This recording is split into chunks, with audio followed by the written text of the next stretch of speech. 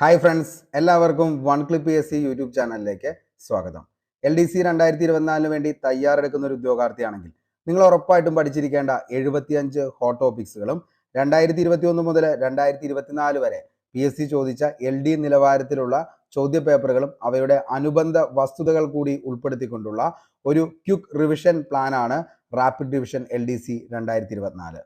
തുടക്കക്കാരായിട്ടൊരു ഉദ്യോഗാർത്ഥിക്ക് പോലും ഒരു 50 മാർക്കിലേക്ക് എത്തിപ്പെടാവുന്ന തരത്തിലാണ് നമ്മൾ ഈ ഒരു റിവിഷൻ സ്ട്രാറ്റജി സെറ്റ് ചെയ്തിരിക്കുന്നത്. അതേപോലെ തന്നെ കുറച്ച് നാളുകളായിട്ട് പഠിക്കുന്ന ഉദ്യോഗാർത്ഥികളാണെങ്കിലും നിങ്ങൾക്ക് കംപ്ലീറ്റ്ലി സിലബസ് ഓറിയന്റഡ് ആയിട്ടുള്ള റിവിഷൻ ആണ് ഉദ്ദേശിക്കുന്നതെങ്കിൽ തീർച്ചയായിട്ടും നിങ്ങൾക്ക് ഈ ഒരു റിവിഷൻ പ്ലാൻ ഫോർവേഡ് ചെയ്യാവുന്നതാണ്. അപ്പോൾ ഇന്ന് നമ്മുടെ ക്ലാസ് എന്ന് പറയുന്നത് 10ാമത്തെ ദിവസമാണ്. ഇതുവരെയും നമ്മുടെ ക്ലാസ് കാണാത്തൊരു ഉദ്യോഗാർത്ഥിയാണ് ഈ ഒരു വീഡിയോ കണ്ടുകൊണ്ടിരിക്കുന്നതെങ്കിൽ നിങ്ങൾക്ക് താഴെ ഡിസ്ക്രിപ്ഷൻ ബോക്സിൽ പോയി കഴിഞ്ഞാൽ നമ്മുടെ കഴിഞ്ഞ ക്ലാസ്സുകളിലെ ലിങ്ക് അവിടെ അവൈലബിൾ ആയിരിക്കും. അപ്പോൾ ഒന്ന് പോയി കാണാനായിട്ട് ശ്രമിക്കുക. അതിനുശേഷം നേരെ ടെലഗ്രാമിന്റെ ലിങ്കിൽ ഒന്ന് ജോയിൻ ചെയ്യുക. അവിടെ നിങ്ങൾക്ക് ഇതുമായി ബന്ധപ്പെട്ട ക്ലാസിന്റെ നോട്ട് അവൈലബിൾ ആയിരിക്കും, PDF നോട്ട്. അതിനുശേഷം കൃത്യം 9 മണിക്ക് എല്ലാ ദിവസങ്ങളിലും നിങ്ങൾക്ക് വേണ്ടിയിട്ട് ഏതാണോ ക്ലാസ് ആ ക്ലാസ്സുമായി ബന്ധപ്പെട്ട നമ്മൾ ചോദ്യങ്ങൾ ചോദിക്കാറുണ്ട്. അപ്പോൾ അതിൽ കൂടി നിങ്ങൾ എന്ത് ചെയ്യുക, അറ്റൻഡ് ചെയ്യാനായിട്ട് ശ്രമിക്കുക. അപ്പോൾ ഇന്നത്തെ നമ്മുടെ ക്ലാസ് എന്ന് പറയുന്നത് കേരള ഭരണ സംവിധാനം എന്ന് പറയുന്ന ഒരു ടോപ്പിക്കാണ്. ഉദ്യോഗാർത്ഥികളെ ഏറ്റവും കൂടുതൽ കൺഫ്യൂഷൻ ഉണ്ടാക്കുന്ന ഒരു ടോപ്പിക്കാണ് കേരള ഭരണ സംവിധാനം. എന്നാൽ റാങ്ക് മേക്കിംഗ് ആയിട്ടുള്ള ഒത്തിരി ചോദ്യങ്ങൾ ഈ ഒരു പാർട്ടിൽ നിന്നും വരാറുമുണ്ട്. അതുകൊണ്ട് തന്നെ ക്ലാസ് മൊത്തമായിട്ട് കാണാനായിട്ട് ശ്രമിക്കുക. ക്ലാസ് കണ്ടതിന് ശേഷം എന്ത് ചെയ്യുക, നേരെ ടെലഗ്രാമിൽ പോയി നോട്ട് കറക്റ്റായിട്ടൊന്ന് വായിക്കുക. വൈകുന്നേരത്തെ ക്വസ്റ്റ്യൻ ബോർഡിൽ അറ്റൻഡ് ചെയ്യാൻ ശ്രമിക്കുക. അപ്പോൾ അങ്ങനെ ഒരു സ്ട്രാറ്റജി കറക്റ്റായിട്ട് ഫോളോ ചെയ്യുന്ന ഒരു ഉദ്യോഗാർത്ഥിയാണെങ്കിൽ നിങ്ങൾ ഉറപ്പായിട്ടും ആദ്യത്തെ നല്ലൊരു റാങ്കിലേക്ക് വരാനായിട്ട് പറ്റുന്നതായിരിക്കും. അപ്പോൾ ഈ 16 ദിവസത്തെ റാപ്പിഡ് റിവിഷൻ സീരീസിൽ അംഗമാകാൻ താല്പര്യമുള്ളവർ ഈ ഒരു ക്ലാസ്സും അതിൻ്റെ ബാക്കി അനുബന്ധ വീഡിയോകളും ഒന്ന് കാണാനായിട്ട് ശ്രമിക്കുക. അതിൻ്റെ നോട്ട് എടുത്തൊന്ന് വായിക്കാനും ശ്രമിക്കുക. അപ്പോൾ നമുക്ക് നേരെ ഇന്നത്തെ ക്ലാസ്സിലേക്ക് പോകാം. കേരള ഭരണ സംവിധാനം എന്ന് പറയുന്ന ടോപ്പിക്കാണ് നമ്മളിന്ന് പഠിക്കാൻ പോകുന്നത്. അപ്പോൾ നമുക്ക് നേരെ എന്ത് ചെയ്യാം, ക്ലാസ്സിലേക്ക് പോകാം. ഓക്കെ, അപ്പോൾ നമ്മൾ പഠിക്കാം കേരള ഭരണവും ഭരണ സംവിധാനങ്ങളും. കേരള അഡ്മിനിസ്ട്രേറ്റീവ് സർവീസ് ആരംഭിച്ച വർഷം എന്നാണ് ആദ്യത്തെ ചോദ്യമാണ് നമ്മുടെ. ഓക്കെ, അപ്പൊ കേരള അഡ്മിനിസ്ട്രേറ്റീവ് സർവീസ് ആരംഭിച്ച വർഷം എന്നാണ്. ഇത് അസിസ്റ്റന്റ് പ്രസിഡന്റ് ഓഫീസർ 2023 ചോദിച്ച ചോദ്യമാണ് കേട്ടോ. അപ്പൊ അതുകൊണ്ടാണ് വെരി വെരി ഇമ്പോർട്ടന്റ് ആണ്. കേരള അഡ്മിനിസ്ട്രേറ്റീവ് സർവീസ് ആരംഭിച്ച വർഷം എന്നാണെന്ന് ചോദിച്ചാൽ 2018 നമുക്കറിയാം കേരള അഡ്മിനിസ്ട്രേറ്റീവ് സർവീസ് നിലവിൽ വന്നത് എന്നാണ് എന്ന് ചോദിച്ചു കഴിഞ്ഞാൽ 2018 ജനുവരി 1 കേരള അഡ്മിനിസ്ട്രേറ്റീവ് സർവീസ് നിലവിൽ വന്നത്. ഇതൊരു LD ലെവലിൽ ചോദിക്കുമ്പോൾ എന്താണ് 2018 എന്നുള്ളത് ചോദിക്കാം. പക്ഷെ ഒരു ഡിഗ്രി ലെവലിലേക്ക് പോവുകയാണെങ്കിൽ അത് ഇങ്ങനെയായിരിക്കും വരുന്നത്, 2018 ജനുവരി 1. അതായത് വർഷവും മാസവും ദിവസവും അങ്ങനെ തന്നെയായിരിക്കും ചോദിക്കുന്നത്. അപ്പോൾ കേരള അഡ്മിനിസ്ട്രേറ്റീവ് സർവീസ് നിലവിൽ വന്നത് 2018 ജനുവരി 1. കേരള അഡ്മിനിസ്ട്രേറ്റീവ് സർവീസ് രൂപീകരിക്കാൻ ഇടയാക്കിയ നിയമമുണ്ട്. ആ നിയമത്തിന്റെ പേരാണ് എന്തെന്ന് പറയുന്നത് കേരള പബ്ലിക് സർവീസ് ആക്ട് 1968. ഇത് രൂപീകരിക്കാൻ ഇടയാക്കിയ നിയമം. ഓക്കെ, ഇന്ത്യൻ അഡ്മിനിസ്ട്രേറ്റീവ് സർവീസിന് സമാനമായി കേരളം രൂപം നൽകിയ സർവീസിനെയാണ് നമ്മൾ എന്തെന്ന് വിളിക്കുന്നത്, കേരള അഡ്മിനിസ്ട്രേറ്റീവ് സർവീസ് എന്ന് വിളിക്കുന്നത്. അപ്പോൾ ഇന്ത്യൻ അഡ്മിനിസ്ട്രേറ്റീവ് സർവീസിന് സമാനമായി കേരളം രൂപീകരണം നൽകിയ സർവീസാണ് Kerala administrative service. Kerala administrative സർവീസിലേക്ക് ഉദ്യോഗസ്ഥരെ തിരഞ്ഞെടുക്കുന്നത് കേരള പബ്ലിക് സർവീസ് കമ്മീഷൻ വഴിയാണ്. അതായത് കേരള PSC വഴിയാണ് എന്തിലേക്ക്, കേരള അഡ്മിനിസ്ട്രേറ്റീവ് സർവീസിലേക്ക് ഉദ്യോഗസ്ഥരെ തിരഞ്ഞെടുക്കുന്നത്. ഇനി കേരള അഡ്മിനിസ്ട്രേറ്റീവ് സർവീസിലെ ഉയർന്ന ഉദ്യോഗസ്ഥനാണ് ചീഫ് സെക്രട്ടറി, ജില്ലാ കളക്ടർ. ഓക്കെ, അപ്പോൾ കേരള അഡ്മിനിസ്ട്രേറ്റീവ് സർവീസിലെ ഉയർന്ന ഉദ്യോഗസ്ഥൻ ആരാന്ന് ചോദിച്ചാൽ ചീഫ് സെക്രട്ടറി, ജില്ലാ കളക്ടർ. ഇന്ത്യൻ ഭരണഘടനയുടെ 309 അനുച്ഛേദ പ്രകാരം കേരള സിവിൽ സർവീസ് നിയമ സേവന വേതന ചട്ടങ്ങൾ നിർമ്മിക്കാനുള്ള അവകാശം ആരിൽ നിക്ഷിപ്തമായിരിക്കുന്നു എന്ന് ചോദിച്ചു കഴിഞ്ഞാൽ അത് ഗവൺമെന്റിനാണ്. ഓക്കെ, അപ്പോൾ ഇത്രയും കാര്യങ്ങളാണ് ബേസ് ആയിട്ട് എന്തിനെക്കുറിച്ച്, കേരള അഡ്മിനിസ്ട്രേറ്റീവ് സർവീസിനെ കുറിച്ച് ബേസ് ആയിട്ട് നമ്മൾ പഠിച്ചിരിക്കേണ്ടത്. അതായത് കേരള അഡ്മിനിസ്ട്രേറ്റീവ് സർവീസ് KS നിലവിൽ വന്നത് 2018 ജനുവരി 1. കേരള അഡ്മിനിസ്ട്രേറ്റീവ് സർവീസ് രൂപീകരിക്കാൻ ഇടയാക്കിയ നിയമം ചോദിച്ചു കഴിഞ്ഞാൽ കേരള പബ്ലിക് സർവീസ് ആക്ട് 1968. ഇനി ഇന്ത്യൻ അഡ്മിനിസ്ട്രേറ്റീവ് സർവീസിന് സമാനമായിട്ട് കേരളം രൂപം നൽകിയ സർവീസാണ് ഏതെന്ന് പറയുന്നത്, കേരള അഡ്മിനിസ്ട്രേറ്റീവ് സർവീസ് എന്ന് പറയുന്നത്. പിന്നെ നമ്മൾ പറഞ്ഞു കേരള അഡ്മിനിസ്ട്രേറ്റീവ് സർവീസിലേക്ക് ഉദ്യോഗസ്ഥരെ തെരഞ്ഞെടുക്കുന്നത് എങ്ങനെയാ? Kerala public service commission KPSC നടത്തുന്ന എക്സാം വഴിയാണ്. ഇനി കേരള അഡ്മിനിസ്ട്രേറ്റീവ് സർവീസിലെ ഉയർന്ന ഉദ്യോഗസ്ഥരാണ് ചീഫ് സെക്രട്ടറിയും അതേപോലെ തന്നെ ജില്ലാ കളക്ടറും. അതേപോലെ 309 അനുച്ഛേദ പ്രകാരമാണ് കേരള സിവിൽ സർവീസ് നിയമസേവന വേതന ചട്ടങ്ങൾ നിർമ്മിക്കാനുള്ള അവകാശം ആരിന്? കേരള ഗവൺമെന്റിന് ഉള്ളത്. ഓക്കെ, ഇനി നമുക്ക് എന്തൊക്കെയാണ് കേന്ദ്ര സിവിൽ സർവീസും അതേപോലെ തന്നെ എന്താണ് നമ്മുടെ സംസ്ഥാന സിവിൽ സർവീസും തമ്മിലുള്ള എന്തൊക്കെ കാര്യങ്ങളാണ് ഇവ തമ്മിൽ നമുക്ക് പഠിക്കാനുള്ളത് എന്നുള്ളത് നോക്കാം. അതായത് PSC എപ്പോഴും ചോദിക്കാറുണ്ട്, ഇവിടുത്തെ അംഗങ്ങളുടെ കാലാവധി ചോദിക്കാറുണ്ട്. അതേപോലെ തന്നെ എന്താണ് ഇത് കേരള PSCയുടെ എന്താണ് അംഗങ്ങളെ നിയമിക്കുന്നത് ആരാണ്? UPSCയുടെ അംഗങ്ങളെ നിയമിക്കുന്നത് ആരാണ്? അങ്ങനെയുള്ള കുറെ കാര്യങ്ങൾ എപ്പോഴും PSC ചോദിക്കാറുണ്ട്. അപ്പൊ നമുക്ക് ഇത് രണ്ടും തമ്മിലുള്ള വ്യത്യാസം എന്താണെന്നുള്ളത് നമുക്ക് നോക്കാം. കേന്ദ്ര സിവിൽ സർവീസും സംസ്ഥാന സിവിൽ സർവീസും. ഓക്കെ, അപ്പോൾ കേന്ദ്ര സിവിൽ സർവീസ് ഉദ്യോഗസ്ഥരെ റിപ്പോർട്ട് ചെയ്യുകയും നിയമിക്കുകയും ചെയ്യുന്നത് കേന്ദ്ര തലത്തിലാണ്. അപ്പോൾ കേന്ദ്ര സിവിൽ സർവീസിൽ ഉദ്യോഗസ്ഥരെ എന്ത് ചെയ്യുന്നത്? റിപ്പോർട്ട് ചെയ്യുന്നത്, അതായത് റിക്രൂട്ട് ചെയ്യുന്നതും അതേപോലെ തന്നെ നിയമിക്കുകയും ചെയ്യുന്നത്. ഓക്കെ, അപ്പോൾ റിക്രൂട്ട് ചെയ്യുന്നതും അതേപോലെ തന്നെ ഉദ്യോഗസ്ഥരെ നിയമിക്കുകയും ചെയ്യുന്നത് ആരായിരിക്കും? കേന്ദ്ര തലത്തിലായിരിക്കും. റിക്രൂട്ട് പരീക്ഷ നടത്തുന്നത് യൂണിയൻ പബ്ലിക് സർവീസ് കമ്മീഷൻ ആണ്. നമുക്കറിയാം UPSC എക്സാം എഴുതിയതിനു ശേഷമാണ് ഏതിലേക്ക്? UPSC അതായത് യൂണിയൻ പബ്ലിക് സർവീസ് കമ്മീഷനിലേക്ക് ആളുകളെ എടുക്കുന്നത്. ഓക്കെ, ഈ UPSC പരീക്ഷ എഴുതിയ അംഗങ്ങളെ നിയമിക്കുന്നത് ആരാന്ന് ചോദിച്ചാൽ അത് ഇന്ത്യൻ രാഷ്ട്രപതിയാണ്. കേന്ദ്ര ഉദ്യോഗസ്ഥരുടെ അധികാരങ്ങളും സേവനങ്ങളും പരാതിയുമായി ബന്ധപ്പെട്ട കാര്യങ്ങൾ നടപ്പിലാക്കാൻ കേന്ദ്രതലത്തിൽ നിലവിലുള്ള സംവിധാനം സെൻട്രൽ അഡ്മിനിസ്ട്രേറ്റീവ് ട്രിബ്യൂണൽ അല്ലെങ്കിൽ CAT എന്ന പേരിലാണ് അറിയപ്പെടുന്നത്. ഓക്കെ, അപ്പോൾ കേന്ദ്ര ഉദ്യോഗസ്ഥരുടെ അധികാരങ്ങളും സേവനങ്ങളും പരാതിയുമായി ബന്ധപ്പെട്ട കാര്യങ്ങൾ നടപ്പിലാക്കാൻ കേന്ദ്രതലത്തിൽ നിലവിലുള്ള സംവിധാനം അതറിയപ്പെടുന്നതാണ് സെൻട്രൽ അഡ്മിനിസ്ട്രേറ്റീവ് ട്രിബ്യൂണൽ അല്ലെങ്കിൽ CAT എന്ന പേരിലാണ് ഇത് അറിയപ്പെടുന്നത്. UPSC ചെയർമാന്റെയും അംഗങ്ങളുടെയും കാലാവധി എത്ര വർഷമാണ്? UPSC ചെയർമാന്റെയും അംഗങ്ങളുടെയും കാലാവധി എന്ന് പറയുന്നത് 6 വർഷം അല്ലെങ്കിൽ 65 വയസ്സാണ് UPSC ചെയർമാന്റെയും അംഗങ്ങളുടെയും അപ്പൊ UPSC ചെയർമാന്റെയും അംഗങ്ങളുടെയും കാലാവധി എത്രയാണെന്ന് ചോദിച്ചു കഴിഞ്ഞാൽ 6 വർഷം അല്ലെങ്കിൽ 65 വയസ്സ്. ഇനി UPSCയെ കുറിച്ച് പരാമർശിക്കുന്ന ഇന്ത്യൻ ഭരണഘടനയുടെ ആർട്ടിക്കിൾ ഏതാന്ന് എപ്പോഴും ചോദിക്കാറുണ്ട്. അത് 315 മുതൽ 323 വരെയുള്ള ആർട്ടിക്കിൾ ആണ്.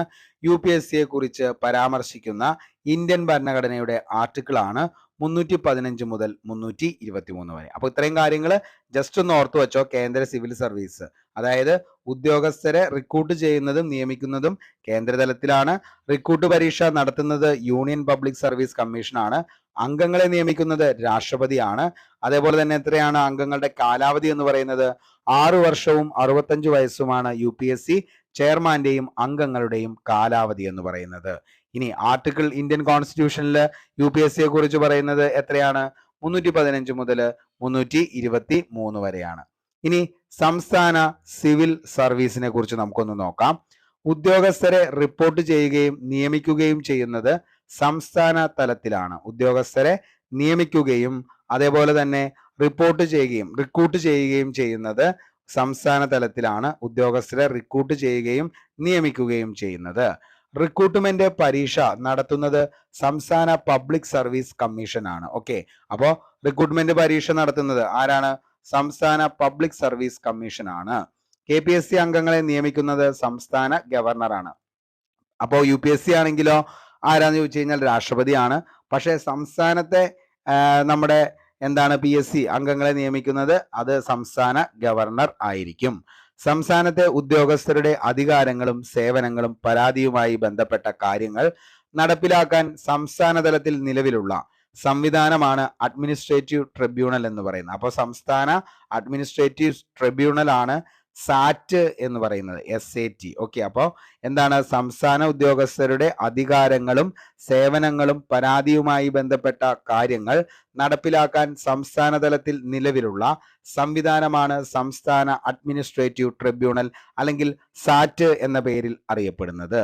ഇനി KPSC ചെയർമാന്റെയും അംഗങ്ങളുടെയും കാലാവധി എത്രയാണെന്ന് ചോദിച്ചാൽ 6 വർഷം അല്ലെങ്കിൽ 62 വയസ്സാണ് KPSC ചെയർമാന്റെയും അംഗങ്ങളുടെയും. അതായത് കേരള പബ്ലിക് സർവീസ് കമ്മീഷന്റെ അംഗങ്ങളുടെയും അതേപോലെ തന്നെ എന്താണ് ചെയർമാന്റെയും കാലാവധി 6 വർഷം അല്ലെങ്കിൽ 62 വയസ്സ്. ഇത് എത്രയായിരുന്നു?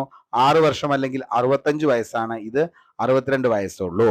ഇനി SPSC എന്ന് പറയുന്നതിനെ കുറിച്ച് പരാമർശിക്കുന്ന ഇന്ത്യൻ ഭരണഘടനയുടെ ആർട്ടിക്കിൾ അല്ലെങ്കിൽ അനുച്ഛേദം അല്ലെങ്കിൽ എന്താണ് നമ്മുടെ എന്താണ് അതായത് അനുച്ഛേദം എന്ന് പറയുന്നതും ആർട്ടിക്കിൾ എന്ന് പറയുന്നതും വകുപ്പ് എന്ന് പറയുന്നതും ഏതാന്ന് ചോദിച്ചു കഴിഞ്ഞാൽ 315 മുതൽ 323 വരെയാണ്. എന്ത് സ്റ്റേറ്റ് പബ്ലിക് സർവീസ് കമ്മീഷനെ കുറിച്ച് പരാമർശിക്കുന്ന ഇന്ത്യൻ ഭരണഘടനയുടെ ആർട്ടിക്കിൾ ആണ് 315 മുതൽ 323 വരെ. അപ്പൊ ഇത്രയും കാര്യങ്ങൾ ഒന്ന് ഓർത്തു വെച്ചോ, ഇമ്പോർട്ടന്റ് ആണ്. കൺഫ്യൂസിംഗ് ഫാക്റ്റ് ആയിട്ടുള്ള ഒരു കാര്യം നമുക്ക് നോക്കാം. ഇന്ത്യൻ സിവിൽ സർവീസിന്റെ പിതാവ് എന്നറിയപ്പെടുന്നത്, മോസ്റ്റ്ലി റിപ്പീറ്റഡ് ആണ് ഈ ഒരു ചോദ്യം എന്ന് പറയുന്നത്. ഇന്ത്യൻ സിവിൽ സർവീസിന്റെ പിതാവ് എന്നറിയപ്പെടുന്നത് കോൺവാലിസ് പ്രഭു ആണ് ഇന്ത്യൻ സിവിൽ സർവീസിന്റെ പിതാവ്. ഓൾ ഇന്ത്യ സർവീസിന്റെ പിതാവ് എന്നറിയപ്പെടുന്നത് സർദാർ വല്ലഭായി പട്ടേൽ ആണ്. ഓൾ ഇന്ത്യ സർവീസിന്റെ പിതാവ് സർദാർ വല്ലഭായി പട്ടേൽ. ഇനി സിവിൽ സർവീസ് ദിനം എന്നാണ് ആചരിക്കുന്നത് എന്ന് ചോദിച്ചു കഴിഞ്ഞാൽ ഏപ്രിൽ 21 സിവിൽ സർവീസ് ദിനം ആചരിക്കുന്നത്. ഇന്ത്യൻ ഫോറിൻ സർവീസ് ദിനമാണെങ്കിൽ ഒക്ടോബർ 9 ഇന്ത്യൻ ഫോറിൻ സർവീസ് ദിനം ആരംഭിക്കുന്നത്. അപ്പോൾ ഓർത്തു വെച്ചോ, ഇന്ത്യൻ സിവിൽ സർവീസിന്റെ പിതാവ് എന്നറിയപ്പെടുന്നത് കോൺവാലിസ് പ്രഭു ആണ്. ഓൾ ഇന്ത്യ സർവീസിന്റെ പിതാവ് എന്നറിയപ്പെടുന്നത് സർദാർ വല്ലഭായി പട്ടേൽ. സിവിൽ സർവീസ് ദിനമാണ് ഏപ്രിൽ 21. ഇന്ത്യൻ ഫോറിൻ സർവീസ് ദിനമാണ് ഒക്ടോബർ 9. ഇനി അടുത്ത ചോദ്യത്തിലേക്ക് പോകാം. കേരള അഡ്മിനിസ്ട്രേറ്റീവ് സർവീസ് രൂപീകരിക്കാൻ ഇടയാക്കിയ നിയമം ഏതാണ്? കേരള അഡ്മിനിസ്ട്രേറ്റീവ് സർവീസ് രൂപീകരിക്കാൻ ഇടയാക്കിയ നിയമം ഏതാണ്? സിവിൽ എക്സൈസ് ഓഫീസർ 2022 ചോദിച്ച ചോദ്യമാണ്. കേരള അഡ്മിനിസ്ട്രേറ്റീവ് സർവീസ് രൂപീകരിക്കാൻ ഇടയാക്കിയ നിയമം ഏതാണ്? ഏതാണ് നിയമം എന്ന് പറയുന്നത്? ഏതാണ് നിയമം? Kerala public service act 1968. Kerala സംസ്ഥാനത്തിന്റെ പ്രവർത്തനങ്ങളുമായി ബന്ധപ്പെട്ട് പൊതു സേവനങ്ങളിലേക്കും തസ്തികകളിലേക്കും നിയമിക്കപ്പെട്ട വ്യക്തികളുടെ റിക്രൂട്ട്മെന്റ് സേവന വ്യവസ്ഥകളും നിയന്ത്രിക്കാനുള്ള നിയമമാണ് കേരള പബ്ലിക് സർവീസ് ആക്ട് 1968 എന്ന് പറയുന്നത്. ഓക്കെ, അപ്പോൾ കേരള സംസ്ഥാനത്തിന്റെ പ്രവർത്തനങ്ങളുമായി ബന്ധപ്പെട്ട് പൊതു സേവനങ്ങളിലേക്കും തസ്തികകളിലേക്കും നിയമിക്കപ്പെട്ട വ്യക്തികളുടെ റിക്രൂട്ട്മെന്റും സേവന വ്യവസ്ഥകളും നിയന്ത്രിക്കുന്നതിനുള്ള നിയമമാണ് എന്തെന്ന് പറയുന്നത്? Kerala public service act 1968. Kerala public service act നിലവിൽ വന്നത് 1968 സെപ്റ്റംബർ 17. ഞാൻ പറഞ്ഞു, അതായത് ഒരു LDC അതേപോലെ തന്നെ എന്താണ് +2 ലെവൽ എക്സാമുകൾക്കാണെങ്കിൽ എങ്ങനെ ചോദിക്കത്തുള്ളൂ, ആ ഒരു വർഷം മാത്രമാണ് മിക്കപ്പോഴും ചോദിക്കാറുള്ളൂ. പക്ഷെ ഇപ്പൊ എന്ത് ചെയ്തിട്ടുണ്ട്, സ്റ്റേറ്റ്മെന്റ് ലെവലിലേക്കുള്ള ചോദ്യങ്ങളൊക്കെ വന്നു കഴിഞ്ഞപ്പോൾ എന്താണ് ഡേറ്റും ചോദിക്കും, അതേപോലെ തന്നെ മന്തും ചോദിക്കും, വർഷവും ചോദിക്കും. ഓക്കെ, ഇനി സർവീസ് ചട്ടങ്ങളെ നിർമ്മിക്കാനും ഭേദഗതി ചെയ്യാനുമുള്ള നിയമപരമായ അധികാരം കേരള ഗവൺമെന്റിന് നൽകുന്നു എന്ന് പരാമർശിക്കുന്ന സെക്ഷൻ ഏതാന്ന് ചോദിച്ചാൽ 2-1 സർവീസ് ചട്ടങ്ങളെ നിർമ്മിക്കുകയും ഭേദഗതി ചെയ്യാനുള്ള നിയമപരമായ അധികാരം കേരള ഗവൺമെന്റിന് നൽകുന്നു എന്ന് പരാമർശിക്കുന്ന സെക്ഷനാണ് സെക്ഷൻ 2-1 എന്ന് പറയുന്നത്.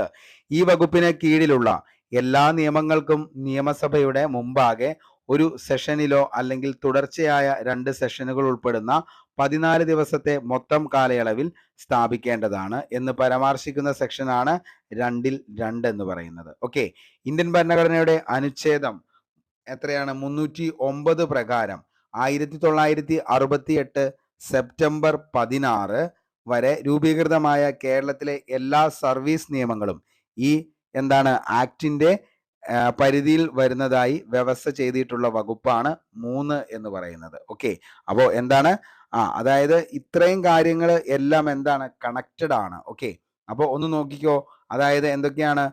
കേരള പബ്ലിക് സർവീസ് ആക്ട് എന്നാണ് നിലവിൽ വന്നതെന്ന് ചോദിച്ചു കഴിഞ്ഞാൽ ഇങ്ങനെ തന്നെ പഠിച്ചോ, 1968 സെപ്റ്റംബർ 17. അതായത് കേരള സംസ്ഥാനത്തിന്റെ പ്രവർത്തനങ്ങളുമായി ബന്ധപ്പെട്ട പൊതുസേവനങ്ങളിലേക്കും തസ്തികകളിലേക്കും നിയമിക്കപ്പെട്ട വ്യക്തികളുടെ റിക്രൂട്ട്മെന്റ് സേവന വ്യവസ്ഥകളും നിയന്ത്രിക്കുന്നതിനുള്ള നിയമമാണ് ഏതെന്ന് പറയുന്നത്? Kerala public service act 1968. അപ്പോൾ സെക്ഷൻ 2-1 അതേപോലെ തന്നെ സെക്ഷൻ 2-2 അതേപോലെ തന്നെ എന്താണ് 309 പ്രകാരം എന്താണ് വ്യവസ്ഥ ചെയ്തിട്ടുള്ള വകുപ്പ് 3. ഇത്രയും കാര്യങ്ങൾ ഒന്ന് ഓർത്തു വെച്ചോ. വെരി വെരി ഇമ്പോർട്ടൻ്റ് ആണ്. ഓക്കെ, അടുത്തത് നമുക്ക് നോക്കാം. താഴെ പറയുന്നവയിൽ ഏത് വിഭാഗം ഉദ്യോഗസ്ഥനാണ് കേരള സബോർഡിനേറ്റ് സർവീസ് വിഭാഗത്തിൽ ഉൾപ്പെടുന്നത്? ഓക്കെ, അപ്പോൾ താഴെ പറയുന്നവയിൽ ഏത് വിഭാഗം ഉദ്യോഗസ്ഥനാണ് കേരള സബോർഡിനേറ്റ് സർവീസ് വിഭാഗത്തിൽ ഉൾപ്പെടുന്നത്? ഈ ഒരു ചോദ്യം വന്നത് ഓഫീസ് അറ്റൻഡന്റ് 2021 ചോദിച്ച ചോദ്യമാണ് കേട്ടോ. ഏതാണ്? Kerala judicial ministerial service, Kerala treasury service, Kerala revenue service, Kerala water transport service. ഏതാണ്?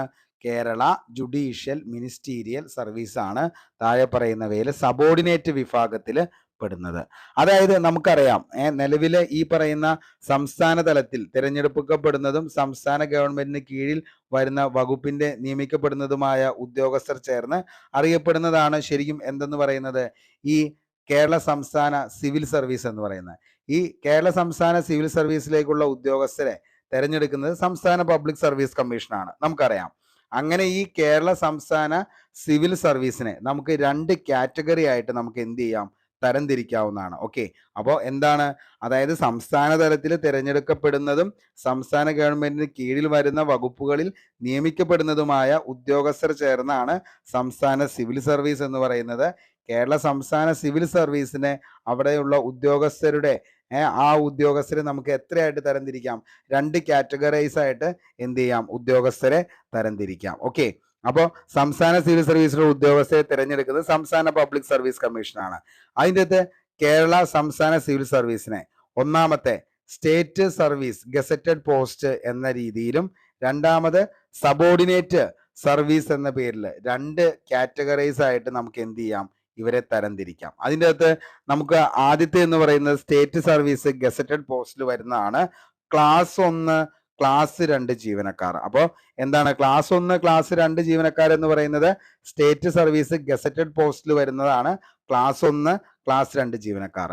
ഇനി നമുക്കറിയാം എന്താണ് ഗസറ്റഡ് പോസ്റ്റ്. നോൺ ഗസറ്റഡ് പോസ്റ്റിലേക്ക് വരുന്നത്, അതായത് സബോർഡിനേറ്റ് സർവീസിൽ വരുന്നതാണ് നോൺ ഗസറ്റഡ് പോസ്റ്റ്. അതായത് ക്ലാസ് 3 ക്ലാസ് 4 ജീവനക്കാരൊക്കെ ഏതാന്ന് ചോദിച്ചു കഴിഞ്ഞാൽ 2ാമത്തെ കാറ്റഗറിയിൽ വരുന്നതാണ് ഈ പറയുന്ന ആ ഒരു വിഭാഗം എന്ന് പറയുന്നത്. ഓക്കെ, അപ്പോൾ കേരള സംസ്ഥാന സിവിൽ സർവീസിനെ നമുക്ക് 2ആയിട്ട് തരംതിരിക്കാം. ഒന്നാമത്തെയാണ് സ്റ്റേറ്റ് സർവീസ് ഗസറ്റഡ് പോസ്റ്റ്, അതായത് ക്ലാസ് 1 ക്ലാസ് 2 ജീവനക്കാര്. 2ാമത്തെ വിഭാഗമാണ് സബോർഡിനേറ്റ് സർവീസ്, അതായത് നോൺ ഗസറ്റഡ് പോസ്റ്റിൽപ്പെട്ട ജീവനക്കാര്. അവരെ നമുക്ക് ക്ലാസ് 3 ക്ലാസ് 4 എന്നീ ജീവനക്കാരായിട്ട് നമുക്ക് തരംതിരിക്കാം. ഇനി കേരള സ്റ്റേറ്റ് സർവീസിൽ വരുന്നത് അത് ഏതൊക്കെയാണെന്ന് ചോദിച്ചാൽ നമുക്കറിയാം. ഏതൊക്കെ? The Kerala agriculture service, the Kerala agriculture income tax and sale tax service, the Kerala animal husbandry service, the Kerala agriculture service, Kerala civil judicial service, അതേപോലെ തന്നെ എന്താണ് കേരള കോപ്പറേറ്റീവ് സർവീസ്. ഇത്രയൊക്കെ ഏതിൻ്റെ അകത്ത് തന്നെ? കേരള സ്റ്റേറ്റ് സർവീസിലാണ്. ഇനി കേരള സബോർഡിനേറ്റ് സർവീസ് വരുന്നതാണ് the Kerala agriculture subordinate service, Kerala agriculture income tax and sale tax subordinate service, അതേപോലെ തന്നെ കേരള കോപ്പറേറ്റീവ് സബോർഡിനേറ്റ് സർവീസ്. അപ്പോൾ അങ്ങനെയുള്ളതൊക്കെയാണ് ഇതിൻ്റെ അകത്ത് വരുന്നത് സബോർഡിനേറ്റിൽ വരുന്നത്. ഓക്കെ, ജസ്റ്റ് പറഞ്ഞു എന്ന് മാത്രമേ ഉള്ളൂ. നമുക്കിതിൻ്റെ ഡീറ്റെയിൽ ക്ലാസ് നമ്മുടെ ഹോട്ട് ടോപ്പിക്സ് 2024 പോയി കിടക്കുന്നുണ്ട്. വേണമെങ്കിൽ ഒന്ന് പോയി കാണാനായിട്ട് ശ്രമിക്കുക. ഓക്കെ, നമുക്ക് അടുത്ത ചോദ്യത്തിലേക്ക് പോകാം. താഴെ പറയുന്നവയിൽ ഏതാണ് സംസ്ഥാന തെരഞ്ഞെടുപ്പ് കമ്മീഷനെ പറ്റി പ്രതിപാദിക്കുന്നത്? താഴെ പറയുന്നവയിൽ ഏതാണ് സംസ്ഥാന തെരഞ്ഞെടുപ്പ് കമ്മീഷനെ പറ്റി പ്രതിപാദിക്കുന്ന അനുച്ഛേദം എന്ന് പറയുന്നത്? ഏതാണ്? 243 ആണ് സംസ്ഥാന തെരഞ്ഞെടുപ്പ് കമ്മീഷനെ പറ്റി പ്രതിപാദിക്കുന്ന അനുച്ഛേദമാണ് 243 എന്ന് പറയുന്നത്. കേരള സംസ്ഥാന തെരഞ്ഞെടുപ്പ് കമ്മീഷൻ നമുക്കറിയാം പഞ്ചായത്ത്, മുനിസിപ്പാലിറ്റി, കോർപ്പറേഷൻ തെരഞ്ഞെടുപ്പുകൾക്ക് മേൽനോട്ടം വഹിക്കുന്നത് സംസ്ഥാന തെരഞ്ഞെടുപ്പ് കമ്മീഷനാണ്. ഓക്കെ, സംസ്ഥാന ഇലക്ഷൻ കമ്മീഷനെ കുറിച്ച് പ്രതിപാദിക്കുന്ന വകുപ്പുകളാണ് 243 243 എന്ന് പറയുന്നത്. പഞ്ചായത്തിലേക്കുള്ള പട്ടിക തയ്യാറാക്കുക, തെരഞ്ഞെടുപ്പുകളുടെ മേൽനോട്ടം നിയന്ത്രണ ചുമതല വഹിക്കുക തുടങ്ങിയവ സംസ്ഥാന ഗവർണർ നിയമിക്കപ്പെടുന്ന സംസ്ഥാന ഇലക്ഷൻ കമ്മീഷൻ തലവനായ സംസ്ഥാന ഇലക്ഷൻ കമ്മീഷൻ നിക്ഷിപ്തമാണ് എന്ന് പരാമർശിക്കുന്ന ആർട്ടിക്കിളാണ് ഏതെന്ന് പറയുന്നത് 243K1 പാർട്ട് 15 എന്ന് പറയുന്നത്. ചിലപ്പോൾ ചോദിക്കാം, ഇമ്പോർട്ടൻ്റ് ആണ്. ഓക്കെ, അപ്പോൾ എന്തൊക്കെയാണ് അവരുടെ മെയിൻ ആയിട്ടുള്ള കാര്യങ്ങൾ എന്ന് ചോദിച്ചു കഴിഞ്ഞാൽ എന്താണ്? കേരള സംസ്ഥാന തെരഞ്ഞെടുപ്പ് കമ്മീഷന്റെ, അതായത് പഞ്ചായത്ത്, അതേപോലെ തന്നെ എന്താണ് മുനിസിപ്പാലിറ്റി കോർപ്പറേഷൻ, പഞ്ചായത്ത്, മുനിസിപ്പാലിറ്റി, അതേപോലെ തന്നെ എന്താണ് കോർപ്പറേഷൻ തിരഞ്ഞെടുപ്പുകൾക്ക് മേൽനോട്ടം വഹിക്കുന്നത് അതേപോലെ തന്നെ സംസ്ഥാന തെരഞ്ഞെടുപ്പ് കമ്മീഷനാണ്. സംസ്ഥാന ഇലക്ഷൻ കമ്മീഷനെ കുറിച്ച് പ്രതിപാദിക്കുന്ന വകുപ്പ് നമ്മൾ പറഞ്ഞു ഏതാ? 243K ആർട്ടിക്കിൾ 243 എന്ന് പറയുന്നത്. പഞ്ചായത്തിലേക്കുള്ള സമ്മതിദായക പട്ടിക തയ്യാറാക്കുക, തെരഞ്ഞെടുപ്പുകളുടെ മേൽനോട്ടം വഹിക്കുക, നിയന്ത്രണ ചുമതല വഹിക്കുക തുടങ്ങിയവ സംസ്ഥാന ഗവർണറാൽ നിയമിക്കപ്പെടുന്ന സംസ്ഥാന ഇലക്ഷൻ കമ്മീഷൻ തലവനായ സംസ്ഥാന ഇലക്ഷൻ കമ്മീഷനിൽ നിക്ഷിപ്തമാണ് എന്ന് പരാമർശിക്കുന്ന ആർട്ടിക്കിളാണ് 243K 243(1) എന്ന് പറയുന്നത്. പാർട്ട് 15 ഇതിനെക്കുറിച്ച് പറയുന്നത്. നമുക്കറിയാം, തദ്ദേശ സ്വയംഭരണ സ്ഥാപനങ്ങളിലേക്ക് നടക്കുന്ന തെരഞ്ഞെടുപ്പിന്റെ മേൽനോട്ടം, നേതൃത്വം, നിയന്ത്രണം, മാതൃക പെരുമാറ്റച്ചട്ടം രൂപീകരിക്കൽ, വോട്ടർ പട്ടിക തയ്യാറാക്കൽ എന്നിവയാണ് സംസ്ഥാന ഇലക്ഷൻ കമ്മീഷന്റെ പ്രധാനപ്പെട്ട ചുമതലകൾ എന്ന് പറയുന്നത്. സംസ്ഥാന തെരഞ്ഞെടുപ്പ് കമ്മീഷനെ നിയമിക്കുന്നത് ആരാണ് എന്ന് ചോദിച്ചു കഴിഞ്ഞാൽ, സംസ്ഥാന തെരഞ്ഞെടുപ്പ് കമ്മീഷനെ നിയമിക്കുന്നത് ആരാ? ഗവർണറാണ്. സംസ്ഥാന തെരഞ്ഞെടുപ്പ് കമ്മീഷണറെ നീക്കം ചെയ്യുന്നത് ആരാന്ന് ചോദിച്ചാൽ എന്നാൽ അത് രാഷ്ട്രപതിയാണ്. അപ്പോൾ നിയമിക്കുന്നത് ഗവർണറാണ് സംസ്ഥാന തെരഞ്ഞെടുപ്പ് കമ്മീഷനെ, പക്ഷെ സംസ്ഥാന തെരഞ്ഞെടുപ്പ് കമ്മീഷണറെ നീക്കം ചെയ്യുന്ന ആരാന്ന് ചോദിച്ചാൽ അതാരാണ്? അത് രാഷ്ട്രപതിയാണ്. ഓക്കെ, ഇമ്പോർട്ടൻ്റ് ആണ്, ഓർത്തു വെച്ചോ. ഇനി അതെങ്ങനെയാണെന്ന് ചോദിച്ചു കഴിഞ്ഞാൽ ഇംപീച്ച്മെന്റ് വഴിയാണ് നീക്കം ചെയ്യുന്നത്. അതായത് ഹൈക്കോടതി ജഡ്ജിയെ നീക്കം ചെയ്യുന്ന അതേ നടപടിക്രമത്തിൽ തന്നെയാണ് സംസ്ഥാന തെരഞ്ഞെടുപ്പ് കമ്മീഷണറെയും എന്ത് ചെയ്യുന്നത്? നീക്കം ചെയ്യുന്നത്. സംസ്ഥാന തെരഞ്ഞെടുപ്പ് കമ്മീഷണറുടെ കാലാവധി 5 വർഷം അല്ലെങ്കിൽ 65 വയസ്സാണ് സംസ്ഥാന തെരഞ്ഞെടുപ്പ് കമ്മീഷണറുടെ കാലാവധി. കേരള സംസ്ഥാന തെരഞ്ഞെടുപ്പ് കമ്മീഷൻ നിലവിൽ വന്നത് 1993 ഡിസംബർ 3 കേരള സംസ്ഥാന തെരഞ്ഞെടുപ്പ് കമ്മീഷൻ നിലവിൽ വന്നത്. അനുച്ഛേദം 243K പ്രകാരമാണ് ഇത് വന്നത്. കേരളത്തിലെ ആദ്യത്തെ മുഖ്യ തെരഞ്ഞെടുപ്പ് കമ്മീഷണർ ആരാന്ന് ചോദിച്ചാൽ ആരാണ്? എസ് കെ രാമസ്വാമിയാണ് കേരളത്തിലെ ആദ്യത്തെ മുഖ്യ തെരഞ്ഞെടുപ്പ് കമ്മീഷണറാണ്. MSK രാമസ്വാമി. 1993 മുതൽ 96 വരെയുള്ള കാലഘട്ടമായിരുന്നു. നിലവിലെ കേരള സംസ്ഥാന തെരഞ്ഞെടുപ്പ് കമ്മീഷണറാണ് A. ഷാജഹാൻ. 7ാമത്തെ വ്യക്തിയാണ് A. ഷാജഹാൻ എന്ന് പറയുന്നത്. ഓക്കെ, അപ്പോൾ നിലവിലെ കേരള സംസ്ഥാന തെരഞ്ഞെടുപ്പ് കമ്മീഷണറാണ് A. ഷാജഹാൻ, 7ാമത്തെ വ്യക്തിയാണ്. ഓക്കെ, അപ്പോൾ ഇത്രയും കാര്യങ്ങൾ എന്തുമായി ബന്ധപ്പെട്ട്? കേരള സംസ്ഥാന തെരഞ്ഞെടുപ്പ് കമ്മീഷനുമായി ബന്ധപ്പെട്ട് പഠിച്ചു വച്ചോ, ഇമ്പോർട്ടൻ്റ് ആണ്. അടുത്തത് PSC ചെയർമാനെയും അംഗങ്ങളെയും നിയമിക്കുന്നത് ആരാണ്? PSC ചെയർമാനെയും അതേപോലെ തന്നെ അംഗങ്ങളെയും നിയമിക്കുന്നത് ആരാണ്? PSC ചെയർമാനെയും അംഗങ്ങളെയും നിയമിക്കുന്നത് അത് ഗവർണറാണ്. ഓക്കെ, അപ്പോൾ സംസ്ഥാന സർവീസിലേക്കുള്ള ജീവനക്കാരെ നിയമിക്കുന്നത് സംസ്ഥാന പബ്ലിക് സർവീസ് കമ്മീഷനാണ്. സംസ്ഥാന PSC ചെയർമാനെയും അംഗങ്ങളെയും നിയമിക്കുന്നത് ആരാന്ന് ചോദിച്ചാൽ അത് ഗവർണറാണ്. സംസ്ഥാന PSCയുടെ എന്താണ് ചെയർമാനെയും അംഗങ്ങളെയും നിയമിക്കുന്നത് ആരാണ്? ഗവർണറാണ്. സംസ്ഥാന സർവീസിലേക്കുള്ള ജീവനക്കാരെ നിയമിക്കുന്നത് സംസ്ഥാന പബ്ലിക് സർവീസ് കമ്മീഷനാണ്. ഓക്കെ, സംസ്ഥാന PSCയുടെ അംഗസംഖ്യ നിശ്ചയിക്കുന്നത് ആരാന്ന് ചോദിച്ചാൽ അത് ഗവർണറാണ്. സംസ്ഥാന PSCയെ ചെയർമാനെയും അംഗങ്ങളെയും നീക്കം ചെയ്യുന്നത് അതാരാണ്? പ്രസിഡന്റ് ആണ്. അപ്പോൾ നിയമിക്കുന്നത് സംസ്ഥാന PSC ചെയർമാനെയും അംഗങ്ങളെയും ആരാ?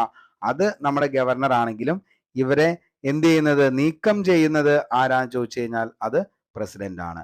സംസ്ഥാന PSC ചെയർമാനും അംഗങ്ങളും രാജിക്കത്ത് നൽകുന്നത് ആർക്കാന്ന് ചോദിച്ചാൽ ഗവർണർക്ക്.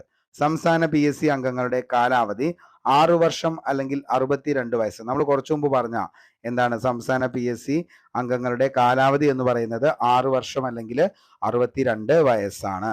തിരുവിതാംകൂർ പബ്ലിക് സർവീസ് കമ്മീഷൻ സ്ഥാപിതമായത് 1936 തിരുവിതാംകൂർ പബ്ലിക് സർവീസ് കമ്മീഷൻ സ്ഥാപിതമായത്. കൊച്ചിൻ പബ്ലിക് സർവീസ് കമ്മീഷൻ രൂപീകൃതമായത് 1947. Thiruvithamkoor public service commission Kerala public service കമ്മീഷനായി മാറിയ വർഷമാണ് 1956.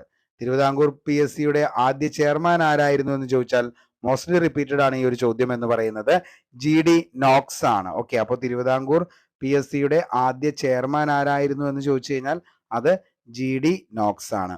കേരള പബ്ലിക് സർവീസ് കമ്മീഷന്റെ ആസ്ഥാനം പട്ടം തിരുവനന്തപുരം തുളസി ഭവനാണ്. ഓക്കെ, അപ്പോൾ കേരള പബ്ലിക് സർവീസ് കമ്മീഷന്റെ ആസ്ഥാനം പട്ടമാണ്.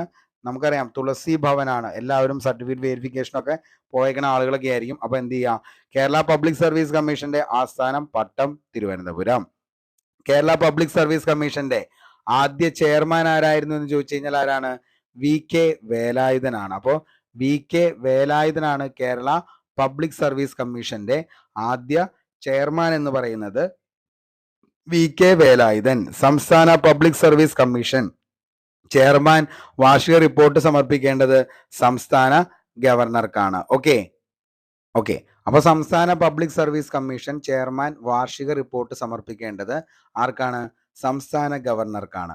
ഓക്കെ, ഇനി കേരള പബ്ലിക് സർവീസ് കമ്മീഷൻ ചെയർമാന്റെയും അംഗങ്ങളുടെയും കാലാവധിയെക്കുറിച്ച് പരാമർശിക്കുന്ന അനുച്ഛേദം ഏതാണെന്ന് ചോദിച്ചാൽ 316(2) കേരള പബ്ലിക് സർവീസ് കമ്മീഷൻ ചെയർമാന്റെയും അംഗങ്ങളുടെയും കാലാവധിയെക്കുറിച്ച് പരാമർശിക്കുന്ന അനുച്ഛേദം. സംസ്ഥാന പബ്ലിക് സർവീസ് കമ്മീഷൻ അംഗങ്ങളുടെ എണ്ണം, സ്റ്റാഫിന്റെ എണ്ണം, സേവന വ്യവസ്ഥകൾ എന്നിവ തീരുമാനിക്കുന്നതിനുള്ള അധികാരം എപ്പോഴും ആർക്കായിരിക്കും? ഗവർണർക്കായിരിക്കും. അതിനെക്കുറിച്ച് പരാമർശിക്കുന്ന ആർട്ടിക്കിൾ ഏതാണെന്ന് ചോദിച്ചാൽ അത് 318 ഓക്കെ. നിലവിലെ കേരള PSC ചെയർമാൻ ആരായിരുന്നു എന്ന് ചോദിച്ചാൽ MR ബിജു ആണ്. എന്തെന്ന് പറയുന്നത്? നിലവിലെ കേരള PSC ചെയർമാൻ എന്ന് പറയുന്നത് MR ബിജു. അപ്പോൾ ഇത്രയും കാര്യങ്ങളൊന്ന് എന്താണ് ഈ പറയുന്ന കേരള സംസ്ഥാന പബ്ലിക് സർവീസ് കമ്മീഷനുമായിട്ട് ഒന്ന് ഓർത്തു വച്ചോ. സംസ്ഥാന സർവീസിലേക്കുള്ള ജീവനക്കാരെ നിയമിക്കുന്നതാണ് സംസ്ഥാന പബ്ലിക് സർവീസ് കമ്മീഷൻ എന്ന് പറയുന്നത്. അതേപോലെ സംസ്ഥാന PSC ചെയർമാനെയും അംഗങ്ങളെയും നിയമിക്കുന്നത് ഗവർണറാണ്. സംസ്ഥാന PSCയുടെ അംഗസംഖ്യ നിശ്ചയിക്കുന്നതും ആര് തന്നെയാ? ഗവർണർ തന്നെയാണ്. ഇനി അംഗങ്ങളെ നീക്കം ചെയ്യുന്നത് ആരാന്ന് ചോദിച്ചാൽ പ്രസിഡന്റ് ആയിരിക്കും. PSC ചെയർമാനെയും അംഗങ്ങളും രാജിക്കത്താണെങ്കിൽ അത് ആർക്കാണ്? ഗവർണർക്കാണ്. സംസ്ഥാന PSC അംഗങ്ങളുടെ കാലാവധി 6 വർഷം അല്ലെങ്കിൽ 62 വയസ്സ്. തിരുവിതാംകൂർ പബ്ലിക് സർവീസ് കമ്മീഷൻ 36 വന്നു. കൊച്ചിൻ പബ്ലിക് സർവീസ് കമ്മീഷൻ ആയത് 47. ഇനി Thiruvithamkoor public service commission Kerala public service commission ആയത് 1956. തിരുവിതാംകൂർ PSCയുടെ ആദ്യ ചെയർമാൻ ആയിരുന്നു ആരെന്ന് പറയുന്നത്? GD നോക്സ് എന്ന് പറയുന്നത്. GD Knox.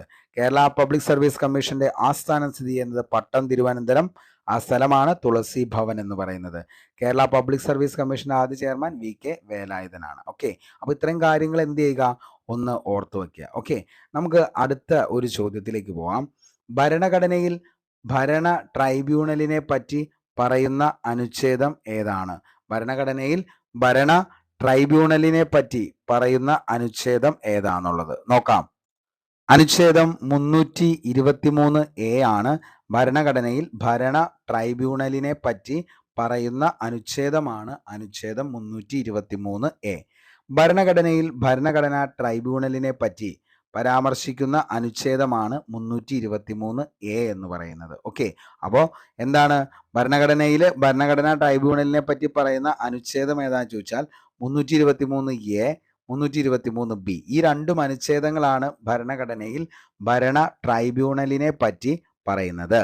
സെൻട്രൽ അഡ്മിനിസ്ട്രേറ്റീവ് ട്രൈബ്യൂണലിന് സമാനമായി സംസ്ഥാനങ്ങളിൽ നിലവിലുള്ളത് സംസ്ഥാന അഡ്മിനിസ്ട്രേറ്റീവ് ട്രൈബ്യൂണലാണ്. ഓക്കെ, അപ്പോൾ സെൻട്രൽ അഡ്മിനിസ്ട്രേറ്റീവ് ട്രൈബ്യൂണലിന് സമാനമായി സംസ്ഥാനങ്ങളിൽ നിലവിലുള്ളത് സംസ്ഥാന അഡ്മിനിസ്ട്രേറ്റീവ് ട്രൈബ്യൂണലാണ്. സംസ്ഥാന അഡ്മിനിസ്ട്രേറ്റീവ് ട്രൈബ്യൂണൽ ചെയർമാനെയും അംഗങ്ങളെയും നിയമിക്കുന്നത് ആരാണ് എന്ന് ചോദിച്ചാൽ അത് രാഷ്ട്രപതിയാണ്. കേരള അഡ്മിനിസ്ട്രേറ്റീവ് ട്രൈബ്യൂണൽ നിലവിൽ വന്ന വർഷം 2019 ഓഗസ്റ്റ് 26 കേരള അഡ്മിനിസ്ട്രേറ്റീവ് ട്രൈബ്യൂണൽ നിലവിൽ വന്നത്. കേരള അഡ്മിനിസ്ട്രേറ്റീവ് ആദ്യ ചെയർമാനാണ് ജസ്റ്റിസ് K ബാലകൃഷ്ണൻ നായരാണ്. കേരള അഡ്മിനിസ്ട്രേറ്റീവ് ആദ്യ ചെയർമാൻ എന്ന് പറയുന്നത് justice K Balakrishnan Nair. Kerala administrative ട്രൈബ്യൂണലിന്റെ ആസ്ഥാനം തിരുവനന്തപുരം. ഇപ്പോഴത്തെ കേരള അഡ്മിനിസ്ട്രേറ്റീവ് ട്രൈബ്യൂണലിന്റെ ചെയർമാൻ ജസ്റ്റിസ് CK അബ്ദുൾ റഹീമാണ് ഇപ്പോഴത്തെ അഡ്മിനിസ്ട്രേറ്റീവ് ട്രൈബ്യൂണലിന്റെ ചെയർമാൻ. സാമൂഹിക ക്ഷേമവും സുരക്ഷയും ആണ് അടുത്തൊരു ടോപ്പിക് എന്ന് പറയുന്നത്. അപ്പോൾ നമുക്ക് ഇനി അടുത്ത അതിലേക്ക് പോകാം. അപ്പോൾ ഇത്രയും കാര്യങ്ങൾ എല്ലാവർക്കും മനസ്സിലായി എന്ന് കരുതുന്നു. അതായത് ഭരണഘടനയിൽ ട്രൈബ്യൂണലിനെ പറ്റി പറയുന്ന അനുച്ഛേദം ഏതാണെന്ന് ചോദിച്ചാൽ അത് അനുച്ഛേദം 323A ആണ്. ഓക്കെ, ഇനി ഭരണഘടനാ ട്രൈബ്യൂണലിനെ പറ്റി പരാമർശിക്കുന്ന അനുച്ഛേദം 321A-യും 323B-യുമാണ്. ഓക്കെ, അപ്പൊ ഇത്രയും കാര്യങ്ങളൊന്ന് ഓർത്ത് വയ്ക്കുക. നമുക്ക് അടുത്ത ടോപ്പിക്കിലേക്ക് പോകാം. സാമൂഹിക ക്ഷേമവും സുരക്ഷയും. അതായത് നവകേരളം പദ്ധതിയിൽ താഴെ പറയുന്നവയിൽ ഉൾപ്പെടാത്തത് ഏതാണ് എന്നുള്ളതാണ് ചോദ്യം എന്ന് പറയുന്നത്. നവകേരളം കർമ്മ പദ്ധതിയിൽ ഉൾപ്പെടാത്തത് തിരഞ്ഞെടുക്കുക. ഫീൽഡ് വർക്കർ 2021 ചോദിച്ച ചോദ്യമാണ്. നവകേരളം കർമ്മ പദ്ധതി, ലൈഫ് പദ്ധതി. ഓക്കെ, ഇനി സ്വന്തമായി നമുക്കറിയാം, അതായത് നവകേരളം പദ്ധതിയിൽ ഉൾപ്പെടാത്തത് ഏതാണ് എന്നുള്ള ചോദ്യമാണ് ഇതിൻ്റെ അകത്ത് തിരഞ്ഞെടുക്കുക എന്ന് പറഞ്ഞത്. അപ്പോൾ അതിൻ്റെ അകത്ത് നമുക്ക് വരുന്നത് തൊഴിലുറപ്പ് പദ്ധതി ആയിരുന്നു. ഫീൽഡ് വർക്കർ 2021 ചോദിച്ച ചോദ്യമാണ്.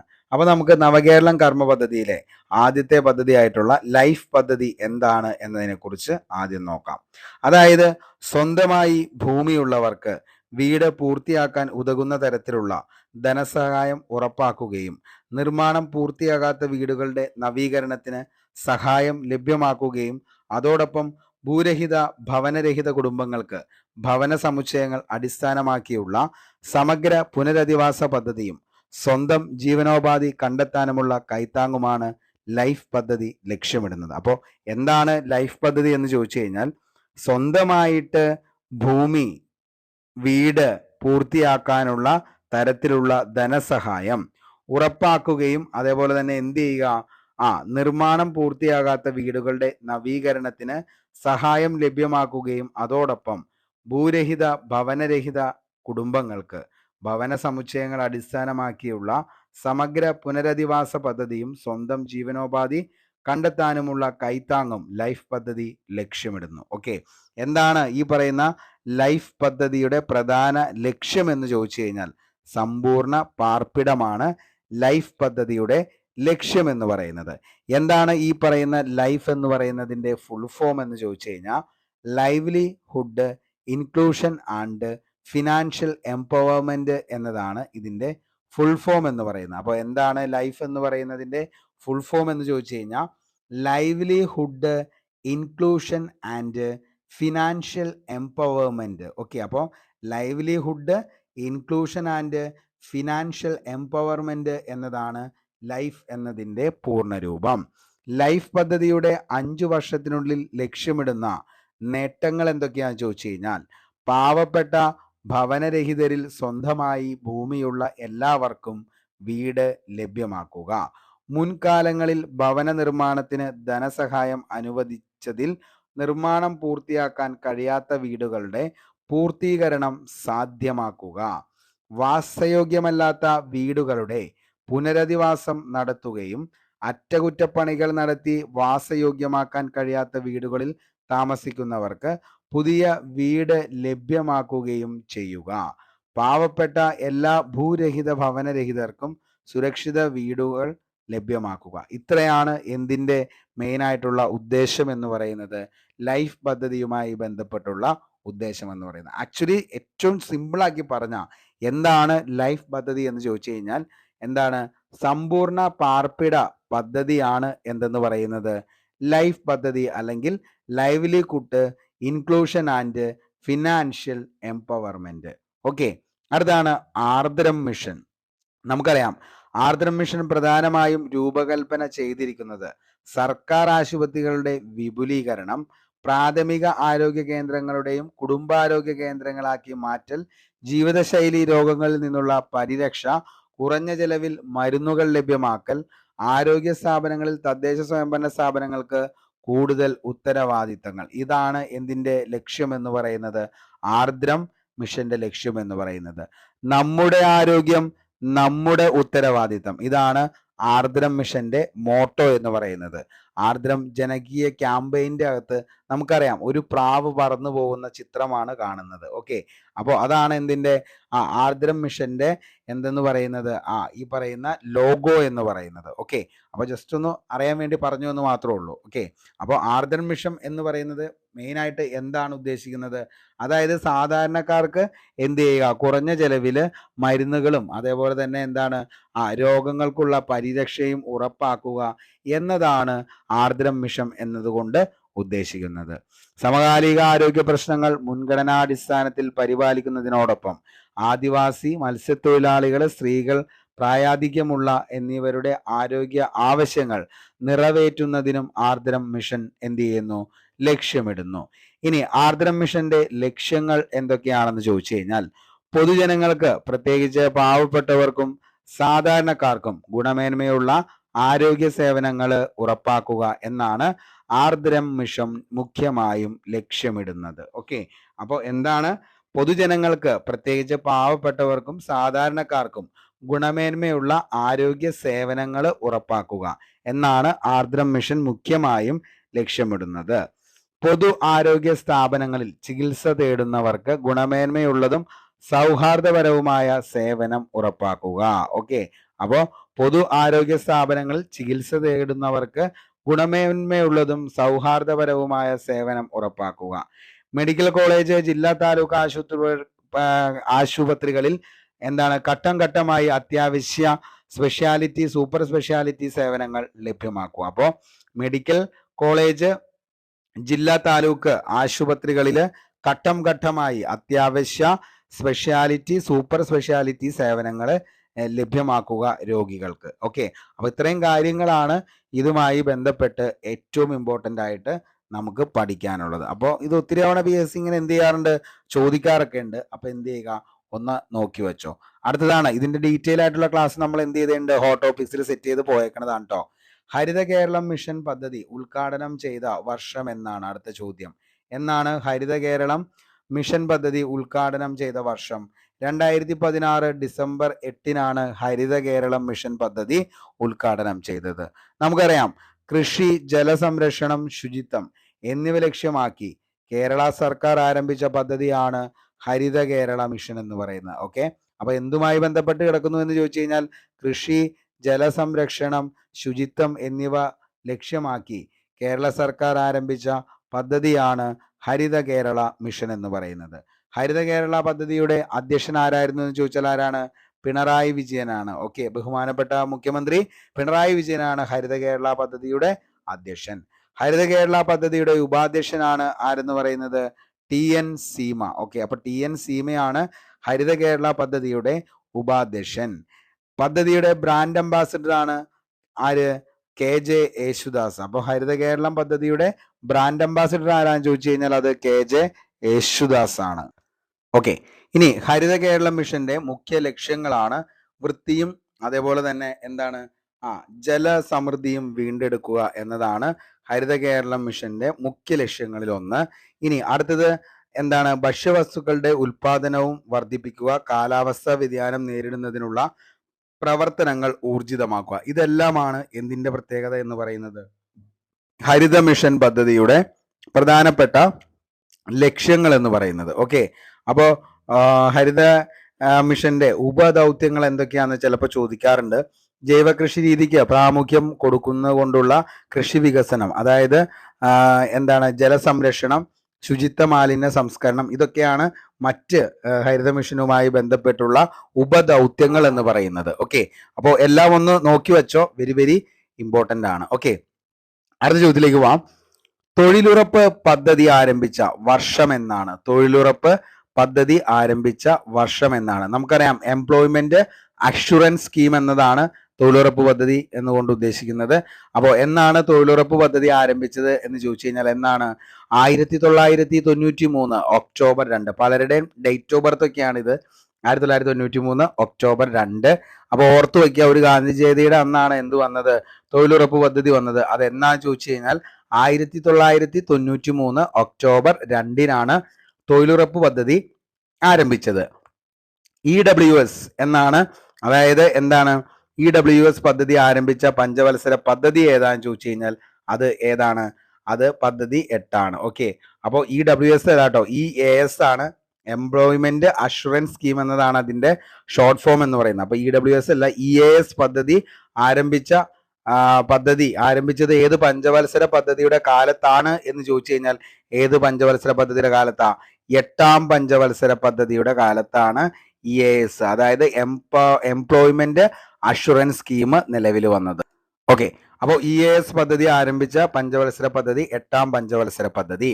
ഗ്രാമപ്രദേശങ്ങളിലെ ഒരു കുടുംബത്തിൽ നിന്നും പരമാവധി 2 ഉപഭോക്താക്കൾക്ക് നിയമാനുസൃത മിനിമം വേതനത്തിൽ പരമാവധി 100 ദിവസം തൊഴിൽ ലഭ്യമാക്കാനാണ് ഈ പദ്ധതിയിലൂടെ രൂപകൽപ്പന ചെയ്തത്. ഓക്കെ, അപ്പോൾ ഗ്രാമപ്രദേശങ്ങളിലുള്ള ഒരു കുടുംബത്തിൽ നിന്നും പരമാവധി എത്ര പേർക്ക് ഇതിൻ്റെ അകത്ത് പങ്കാളികളാകാം? 2 പേർക്ക് പങ്കാളികളാകാം. എന്നതിന് ശേഷം എന്ത് ചെയ്യുക? അതായത് 100 ദിവസത്തെ തൊഴിലെങ്കിലും കൊടുക്കുക എന്നതാണ് എംപ്ലോയ്മെന്റ് അഷുറൻസ് സ്കീം എന്നതുകൊണ്ട് ഉദ്ദേശിക്കുന്നത്. ഓക്കെ. ഇനി തൊഴിലുറപ്പ് പദ്ധതിയുടെ ലക്ഷ്യങ്ങൾ എന്തൊക്കെയാണെന്ന് ചോദിച്ചു കഴിഞ്ഞാൽ, കാർഷിക മേഖലയിൽ തൊഴിൽ കുറയുന്ന സാഹചര്യങ്ങളിൽ ഗ്രാമീണ മേഖലയിലെ തൊഴിൽ അന്വേഷിക്കുന്നവർക്കും എന്നാൽ അത് കണ്ടെത്താൻ കഴിയാത്തവർക്കും ആദായകരമായ തൊഴിൽ പ്രദാനം ചെയ്യുക എന്നതാണ് ഈ പദ്ധതിയുടെ പ്രാഥമിക ലക്ഷ്യം എന്ന് പറയുന്നത്. ഓക്കെ, അപ്പോൾ കാർഷിക മേഖലയിൽ തൊഴിൽ കുറയുന്ന സാഹചര്യങ്ങളിൽ ഗ്രാമീണ മേഖലയിലെ തൊഴിൽ അന്വേഷിക്കുന്നവർക്കും എന്നാൽ അത് കണ്ടെത്താൻ കഴിയാത്തവർക്കും ആദായകരമായ തൊഴിൽ പ്രദാനം ചെയ്യുക എന്നതാണ് പദ്ധതിയുടെ പ്രാഥമിക ലക്ഷ്യം. സുസ്ഥിരമായ തൊഴിലും വികസനത്തിനുമായി സാമ്പത്തിക അടിസ്ഥാന സൗകര്യവും കമ്മ്യൂണിറ്റി ആസ്തികളും സൃഷ്ടിക്കുക എന്നതാണ് രണ്ടാമത്തെ ലക്ഷ്യം എന്ന് പറയുന്നത്. ഇനി EAS പദ്ധതിയിലൂടെ തൊഴിൽ നേടുന്നവരുടെ രേഖ സൂക്ഷിക്കേണ്ടത് എവിടെയാണ് എന്ന് ചോദിച്ചു കഴിഞ്ഞാൽ, അത് ഗ്രാമപഞ്ചായത്തുകളിലാണ് EAS പദ്ധതിയിലൂടെ തൊഴിൽ നേടുന്നവരുടെ രേഖ സൂക്ഷിക്കേണ്ടത്. EAS പദ്ധതി എല്ലാ ബ്ലോക്കുകളിലും വ്യാപിച്ച വർഷമാണ് 1997. അപ്പോൾ EAS പദ്ധതി എല്ലാ ബ്ലോക്കുകളിലും വ്യാപിച്ച വർഷം എന്നാ ചോദിച്ചു കഴിഞ്ഞാൽ 1997. EAS പദ്ധതിയുടെ കേന്ദ്ര സംസ്ഥാന വിഹിതം എങ്ങനെയാ ചോദിച്ചു കഴിഞ്ഞാൽ 80:20 ആണ് EAS, അതായത് എംപ്ലോയ്മെന്റ് അഷുറൻസ് സ്കീമിന്റെ പദ്ധതിയുടെ കേന്ദ്ര സംസ്ഥാന വിഹിതം എത്രയാണെന്ന് ചോദിച്ചാൽ 80:20 ആണ്. തൊഴിലുറപ്പ് പദ്ധതി ഒരു കേന്ദ്ര സർക്കാർ പദ്ധതിയാണ്. തൊഴിലുറപ്പ് പദ്ധതി ഒരു കേന്ദ്ര സർക്കാർ പദ്ധതിയാണ്. ഗ്രാമങ്ങളിൽ താമസിക്കുന്ന 18 വയസ്സിന് മുകളിലുള്ളവരും 60 വയസ്സിന് താഴെയുള്ളവരുമായ എല്ലാ പുരുഷന്മാർക്കും സ്ത്രീകൾക്കും പദ്ധതിയുടെ പരിരക്ഷ ലഭിക്കുന്നു. അപ്പോൾ ഗ്രാമങ്ങളിൽ താമസിക്കുന്ന 18 വയസ്സിന് മുകളിലുള്ളവരും 60 വയസ്സിന് താഴെയുള്ളതുമായ എല്ലാ പുരുഷന്മാർക്കും സ്ത്രീകൾക്കും പദ്ധതിയുടെ പരിരക്ഷ ലഭിക്കുന്നു. EAS പദ്ധതി നടപ്പാക്കുന്ന ഏജൻസികൾ ഗ്രാമപഞ്ചായത്തുകൾ, ബ്ലോക്ക് ഡെവലപ്മെന്റ് ഓഫീസർമാർ, വിവിധ ഡിപ്പാർട്ട്മെന്റുകളിലെ ജില്ലാ ഓഫീസർമാർ, NGO എന്നിവരാണ് എന്ത് ചെയ്യുന്നത്? EAS പദ്ധതി നടപ്പിലാക്കുന്ന ഏജൻസികൾ എന്ന് പറയുന്നത്. ഓക്കെ, അപ്പോൾ EAS പദ്ധതി നടപ്പിലാക്കുന്ന ഏജൻസികളാണ് ഏതൊക്കെ? ഗ്രാമപഞ്ചായത്തുകൾ, അതേപോലെ തന്നെ ആരാണ്? ബ്ലോക്ക് പഞ്ചായത്തുകൾ, അതേപോലെ തന്നെ എന്താണ്? ബ്ലോക്ക് ഡെവലപ്മെന്റ് ഓഫീസർമാർ, വിവിധ ഡിപ്പാർട്ട്മെന്റുകളിലെ ജില്ലാ ഓഫീസർമാർ, NGO ഇവരൊക്കെയാണ് എന്ത് ചെയ്യുന്നത്? നിലവിൽ EAS പദ്ധതി നടപ്പിലാക്കുന്ന ഏജൻസികൾ എന്ന് പറയുന്നത്. ഓക്കെ, വെരി വെരി ഇമ്പോർട്ടൻ്റ് ആണ്, ഓർത്തു വെച്ചോ. ഓക്കെ, അടുത്ത ചോദ്യത്തിലേക്ക് പോവാം. സംസ്ഥാന സാമൂഹ്യനീതി വകുപ്പ് പ്രവർത്തനം ആരംഭിച്ചത് എന്നാണ്? സംസ്ഥാന സാമൂഹ്യനീതി വകുപ്പ് പ്രവർത്തനം ആരംഭിച്ചത് എന്നാണ്? 1975 സെപ്റ്റംബർ 9 സംസ്ഥാന സാമൂഹ്യനീതി വകുപ്പ് പ്രവർത്തനം ആരംഭിച്ചത്. കേരളത്തിൽ സാമൂഹ്യ സുരക്ഷാ പദ്ധതികൾ നടപ്പാക്കുന്നതിനുള്ള നോഡൽ ഏജൻസിയാണ് സാമൂഹിക നീതി വകുപ്പ് എന്ന് പറയുന്നത്. ഓക്കെ, അപ്പോൾ കേരളത്തിലെ സാമൂഹിക സുരക്ഷാ പദ്ധതികൾ നടപ്പാക്കുന്നതിനുള്ള നോഡൽ ഏജൻസിയാണ് സാമൂഹിക നീതി വകുപ്പ്. സാമൂഹിക നീതി വകുപ്പ് പ്രവർത്തനം ആരംഭിച്ചത് 1975 സെപ്റ്റംബർ 9. ഓക്കെ, അപ്പോൾ സാമൂഹിക നീതി വകുപ്പ് പ്രവർത്തനം ആരംഭിച്ചത് 1975 സെപ്റ്റംബർ 9.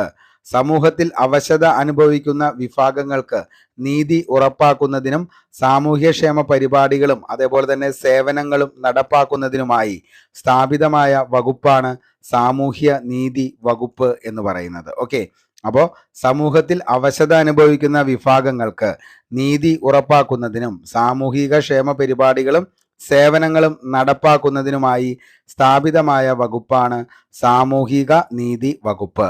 സാമൂഹിക നീതി വകുപ്പ് ഓർഗനൈസേഷനുകൾ, റെസിഡൻഷ്യൽ സ്ഥാപനങ്ങൾ, നോൺ ഇൻസ്റ്റിറ്റ്യൂഷണൽ സ്കീമുകൾ എന്നിവയിലൂടെ പ്രായമായവർക്കും അശക്തർക്കും സാമൂഹിക സുരക്ഷ ഒരുക്കുന്നു.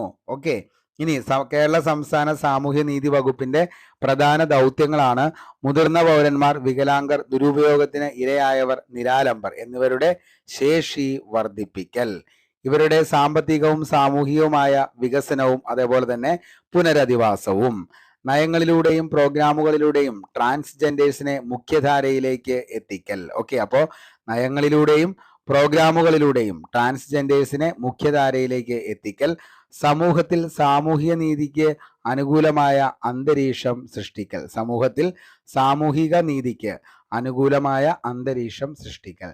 നിലവിലെ സംസ്ഥാന സാമൂഹ്യ നീതി വകുപ്പ് മന്ത്രി ആരാ ചോദിച്ചാൽ അത് ആർ ബിന്ദുവാണ്. നിലവിലെ സാമൂഹ്യ നീതി വകുപ്പ് പ്രിൻസിപ്പൽ സെക്രട്ടറിയാണ് ഷർമിള മേരി ജോസഫ് IAS. അപ്പോൾ നമ്മൾ ഈ പറയുന്നത് എന്തെങ്കിലും വ്യത്യാസം ഉണ്ടെങ്കിൽ താഴെ നിങ്ങൾ കമന്റ് ബോക്സിൽ രേഖപ്പെടുത്തുക. ഏറ്റവും ലേറ്റസ്റ്റ് ആയിട്ടുള്ളത് തന്നെയാണ് നമ്മൾ ഉദ്ദേശിക്കുന്നത്. അപ്പോൾ ചിലപ്പോൾ എന്തെങ്കിലും മിസ്റ്റേക്കുകൾ ഈ പറയുന്ന മന്ത്രിമാരുടെയും അതേപോലെ തന്നെ എൻ്റെ സെക്രട്ടറിമാരുടെ ഒക്കെ വരാം. അപ്പോൾ നിങ്ങൾ എന്ത് ചെയ്യുക, എല്ലാ ദിവസവും അതായത് എക്സാമിന് മുമ്പ് പോകുന്നതിന് മുമ്പായിട്ട് ഇതൊക്കെ എന്ത് ചെയ്യുക, ഒന്നുകൂടി അപ്ഡേറ്റ് ചെയ്തതിന് പോകാനായിട്ട് ശ്രമിക്കുക. ഓക്കെ, അപ്പോൾ നിലവിലെ സംസ്ഥാന സാമൂഹ്യ നീതി വകുപ്പ് മന്ത്രി ആർ ബിന്ദു.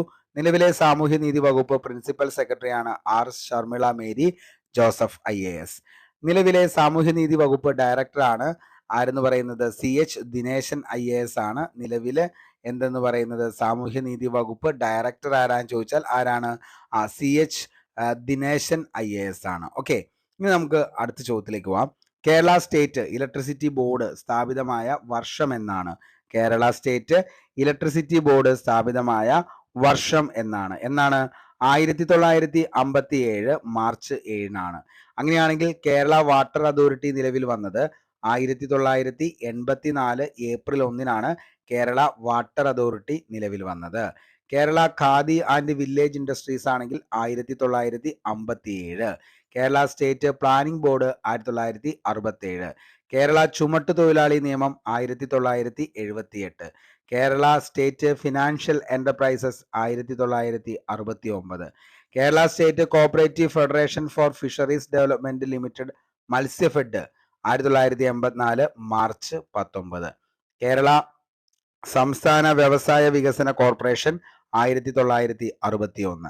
കേരള വ്യവസായ അടിസ്ഥാന സൗകര്യ വികസന corporation KINFRA 1993. Irrigation design and research board 1986. Kerala live stock development board 76. Cochin cooperative society act 1913. Kerala സംസ്ഥാന ഭവന നിർമ്മാണ ബോർഡ് 1971 മാർച്ച് 5. കേരള സംസ്ഥാന ഭൂവിനിയോഗ ബോർഡ് ആണെങ്കിലോ 1975. കേരള സംസ്ഥാന മലിനീകരണ നിയന്ത്രണ ബോർഡ് 1974 സെപ്റ്റംബർ 12-നാണ് കേരള സംസ്ഥാന മലിനീകരണ നിയന്ത്രണ ബോർഡ് നിലവിൽ വന്നത്. ഓക്കെ, അപ്പൊ ഇത്രയും കാര്യങ്ങൾ, അതായത് പ്രധാനപ്പെട്ട ഈ പറയുന്ന ഇമ്പോർട്ടൻ്റ് ആയിട്ടുള്ള ഡേറ്റുകളും അതേപോലെ ആ സ്ഥാപനം എന്നാണ് നിലവിൽ വന്നത് എന്നുള്ളതാണ് നമ്മൾ പറഞ്ഞത്. അപ്പോൾ മെയിനായിട്ട് നിങ്ങൾ ജസ്റ്റ് ഒന്ന് നോക്കി പോവുക, ഏതെങ്കിലും ഒരെണ്ണമൊക്കെ ചോദിക്കാൻ ചാൻസ് ഉള്ളതാണ്. ഓക്കെ, അടുത്തതാണ് നമുക്ക് പഠിക്കാനുള്ള ദുരന്ത നിവാരണ അതോറിറ്റി എന്ന് പറയുന്നത്. ദുരന്ത നിവാരണം ഭയങ്കര വലിയ ടോപ്പിക്കാണ്. പക്ഷേ നമുക്ക് എന്ത് ചെയ്യാം, അതിൻ്റെ അകത്ത് വരുന്നത് കാര്യം മാത്രം നമുക്ക് എന്ത് ചെയ്യാം, പഠിച്ചു പോവാം. അത് മാത്രമാണ് ഇത് പഠിക്കാനുള്ള ഏറ്റവും വലിയ ഏറ്റവും സിമ്പിളായിട്ടുള്ള പരിപാടി എന്ന് പറയുന്നത്. പ്രീവിയസ് ഇയർ ക്വസ്റ്റ്യൻ പേപ്പർ പെട്ടെന്ന് വർക്കൗട്ട് ചെയ്ത് കംപ്ലീറ്റ് ആക്കുക. ഓക്കെ, ദുരന്ത നിവാരണ അതോറിറ്റി.